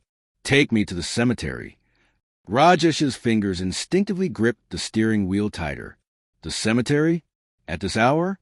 He forced a nervous chuckle, hoping to mask the growing unease in his chest. "The cemetery? What are you doing there so late, Saab?" The man didn't answer. He reached for the back door and slipped inside. The air in the taxi changed instantly. A sudden, inexplicable coldness settled in the car, unnatural for a summer night. Rajesh shivered despite himself. He glanced at the rearview mirror. The passenger sat stiffly in the middle of the back seat, his hands resting neatly on his lap. His posture was too straight, too rigid, like someone trying too hard to appear normal. Rajesh swallowed, trying to ignore the way his skin prickled. Maybe he's just a strange guy. Maybe he was visiting a loved one's grave. That happened sometimes, didn't it? Still, something felt wrong. He cleared his throat, forcing himself to sound casual. "Saab, do you live near the cemetery?" Silence. Rajesh checked the mirror again. The man was still staring straight ahead, unmoving, unblinking. A cold sweat formed on the back of Rajesh's neck. He turned his attention back to the road, forcing himself to focus on driving. The fog thickened around them, swirling like ghostly tendrils, wrapping around the car as if try to pull it into the night. The further they drove, the darker the roads became. Street lights were scarce, and those that remained flickered weakly, barely piercing the dense mist. It felt like they were leaving the city behind, entering a different world, one where time moved differently, where shadows watched in silence. Rajesh's heartbeat quickened. His fingers trembled against the steering wheel. He had been driving this route for years. He knew these roads like the back of his hand. But tonight, they felt different. Something was not right. The taxi rattled as it turned onto the narrow dirt road leading to the cemetery. The iron gates loomed ahead, tall and rusted, their jagged edges reaching toward the night sky, like skeletal fingers. Beyond them, the graveyard stretched into the darkness, a sea of crumbling headstones and forgotten memories. Rajesh's stomach twisted into knots. He hated this place. The wind howled through the trees, whispering secrets he didn't want to hear.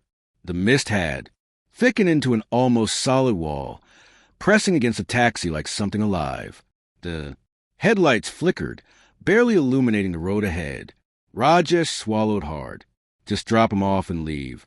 He cleared his throat, forcing himself to speak. Saab, we're here. No response. Rajesh's fingers tightened around the steering wheel. A growing sense of dread curled in his gut. He turned around. The back seat was empty. His breath caught in his throat. No. His hands fumbled for the door handle as panic set in. He turned fully, eyes wide, scanning the seat. He had seen the man get in. He had felt his presence. He had driven him all the way here. And now he is gone. Rajesh's heart pounded against his ribs. His mouth went dry. His brain struggled to make sense of it. Had he imagined the whole thing? Then, from the corner of his eye, a movement outside. A shadow drifted past the gates. Rajesh's stomach dropped. His hands trembled as he grabbed his phone, switching on the flashlight. The pale beam cut through the fog, landing on the nearest gravestone. It was cracked, worn with time, but the name on it. Rajesh's body went cold. The name on the grave was the same name the passenger had given him. His breath hitched. His pulse thundered in his ears. Then, as if carried by the wind, a voice whispered through the trees. Thank you for the ride. Rajesh's entire body froze. His throat clenched, and his hands turned ice cold. His eyes darted wildly around the cemetery. His breathing uneven. He had to get out of here. Rajesh fumbled with the keys, trying to start the engine. The old taxi sputtered, refused to start. And then, in the rear-view mirror, a pair of dark, hollow eyes stared back at him. Rajesh's scream tore through the night. Rajesh's breath came in short, ragged gasps. His entire body felt frozen, as if the very air around him had turned into ice. His heart hammered violently against his ribs, each beat drumming the same terrifying thought into his head. This is not possible. He stared at the gravestone, his hands trembling as he brought the flashlight closer. The name, carved into the stone, was the same name the man had given him. But what made his stomach lurch was the date. The man had died 20 years ago. His knees nearly buckled. He took an unsteady step backward, the fog swirling around him, thick and suffocating.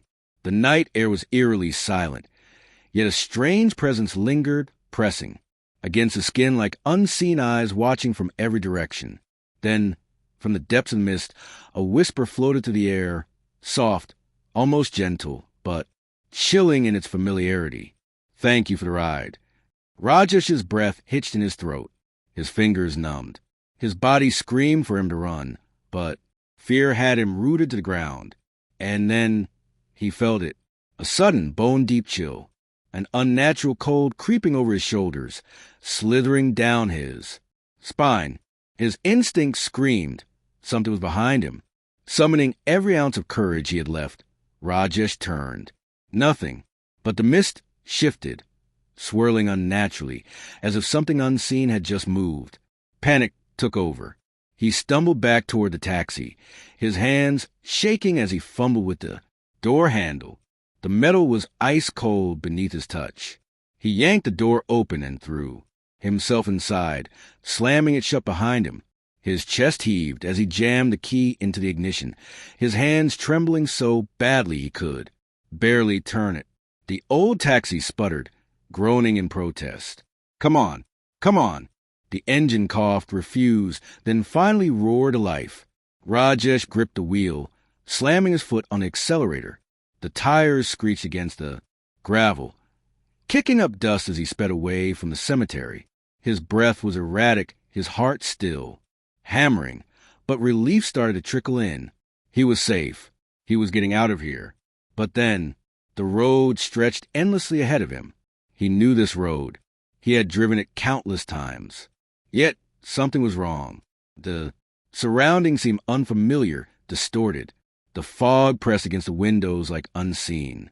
Hands, growing thicker, denser, as if trying to pull him back. And then, a prickle of cold dread crawled up his neck. Something made him glance at the rearview mirror. And that's when he saw it. His breath caught in his throat. A face, sitting in the back seat, exactly where he had been before. Unmoving, expressionless, hollow, dark eyes staring straight at him through the mirror. Rajesh's scream tore through the night. His hands jerked the wheel. The car skidded wildly, tires screeching against the gravel. His vision blurred with panic as he swerved. And then, darkness, a distant voice, muffled, blurred, familiar. Rajesh's head throbbed, a deep, pounding ache that felt like someone was hammering inside. His skull, his body was heavy, each limb sluggish and weak. He forced his eyes open. The harsh morning light stabbed through his vision, making him wince. The sterile white of a hospital ceiling swam above him. The sharp scent of antiseptic filled his nose. His breath came in slow, shallow gasps. His entire body ached, his muscles stiff, as if he had been frozen in fear for hours. "Biat, you're awake!" A voice, his younger brother, Arun. Relief was evident in his tone. His wife stood beside him, worry etched into every line on her face. Rajesh blinked, his throat dry and scratchy.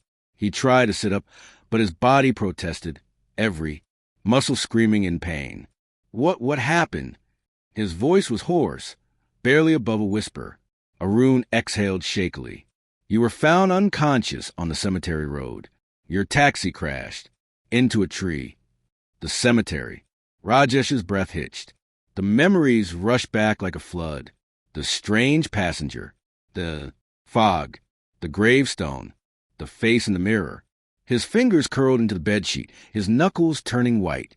He forced himself to ask the question that had been clawing at his mind. Did anyone find a man in my taxi?" Arun frowned, his expression turning confused. "Bia!"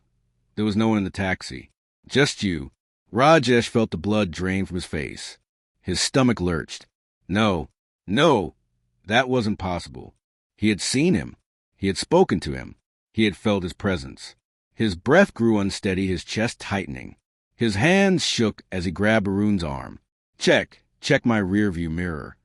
Arun gave him a puzzled look, but nodded. "Okay, I'll ask someone to check."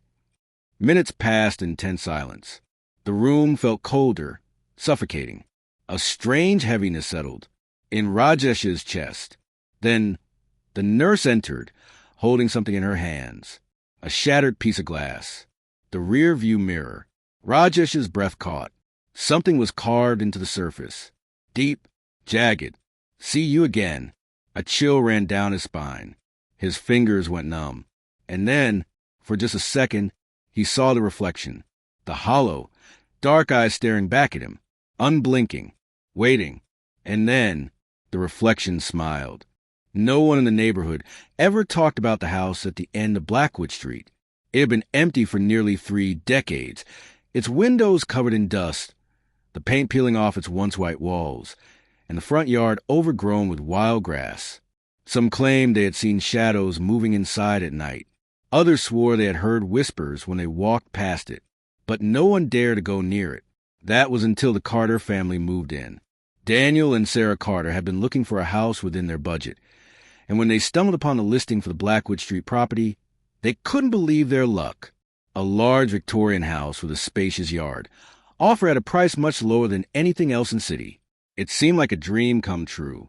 The real estate agent hesitated when they inquired about it, mumbling something about the house being difficult to sell. But when they insisted, he finally agreed to a showing. The moment they stepped inside, Sarah felt an odd chill run down her spine. The air was heavy, carrying a strange dampness that shouldn't have been there in a house that had been locked up for years. Dust floated in the dim light, seeping to the old curtains, and the wooden floor creaked under their footsteps. But none of that mattered to Daniel. He was too focused on the potential. A little cleaning, a fresh coat of paint, and this place will be perfect, he had said, squeezing Sarah's hand. Their 8-year-old son, Michael, wasn't as thrilled. He clung to Sarah's side, his wide eyes scanning the dark corners of the house. "Mom, I don't like it here," he whispered. "It smells bad." Sarah knelt beside him, brushing his dark curls away from his forehead. "It's just an old house, sweetheart. Once we clean it up, it will feel like home." Michael didn't argue, but he kept glancing over his shoulder as if expecting something or someone to appear. They moved in the following week. The first few days were spent dusting, scrubbing, and unpacking. Daniel worked late shifts at his new job, leaving Sarah alone with Michael most evenings. That was when the strange things began happening. At first, it was subtle. The kitchen faucet would start dripping, even though Sarah was sure she had turned it off. The lights flickered, but she dismissed it as faulty wiring. Michael complained that he heard footsteps in the hallway at night, but Daniel assured him it was just the old pipes settling. Then, one night, Sarah woke up to the sound of whispering. It was faint, almost like the wind blowing through the trees, but the words were unmistakable. Soft, hushed voices, overlapping, murmuring in a language she didn't understand. She sat up, her heart pounding. Daniel was sound asleep beside her. She held her breath and listened. The whispers grew louder. Sarah turned toward the bedroom door. It was slightly open, revealing the dark hallway beyond. For a moment, she thought she saw a movement, a shadow shifting against the dim light of the night. But when she blinked, it was gone. Shaking off the unease, she lay back down, telling herself it was just her imagination. The next morning, Michael refused to come out of his room. When Sarah finally coaxed him downstairs for breakfast, he wouldn't eat. His small fingers clutched the edge of the table, his face pale. "What's wrong, baby?" Sarah asked, kneeling beside him. He hesitated before whispering, "There's a lady in my room." Sarah felt a chill creep up her spine. "What do you mean?" Michael glanced toward the staircase, as if making sure no one was listening. "She stands in the corner, at night. She has no eyes." Sarah swallowed hard. "Michael, that's just a bad dream. There's no lady." Michael shook his head. "She whispers to me." Sarah forced a smile, trying to keep her voice steady. "What does she say?" Michael hesitated, then murmured, "She says she wants to come inside." Sarah's stomach twisted. That night, she stayed up late, sitting in the hallway outside Michael's room. Hours passed and nothing happened. Just as she was about to head to bed, a cold gust of air rushed past her. The hallway light flickered. Sarah's breath hitched as she turned toward Michael's door. It was open. Her heart pounded as she stepped inside. The room was empty except for Michael, fast asleep in his bed. But something felt wrong. The air was thick, suffocating. And then she saw it. In the corner, where the shadows were darkest, a shape was standing. Tall, motionless, watching. Sarah gasped, stumbling backward, her hand flying to the light switch.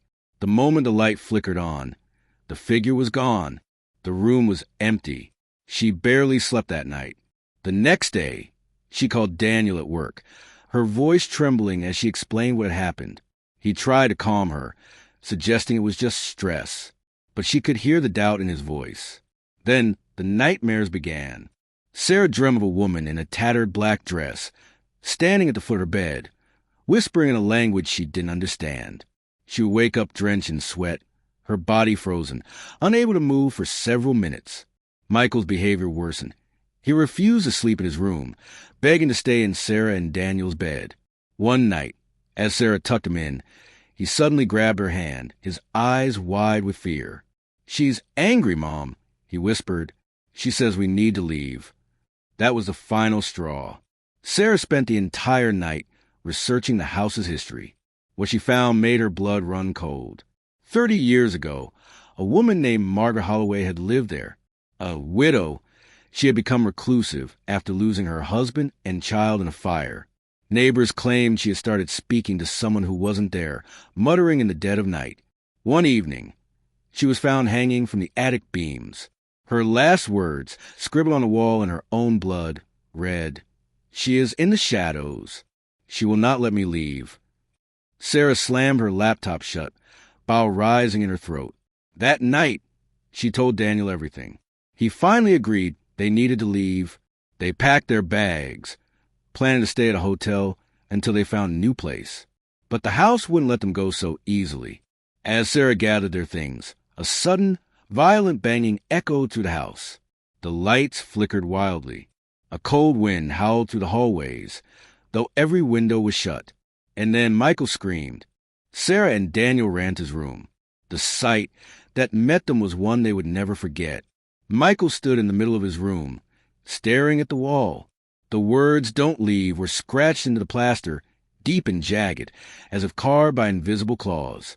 And then the whispering began again, louder this time, more urgent.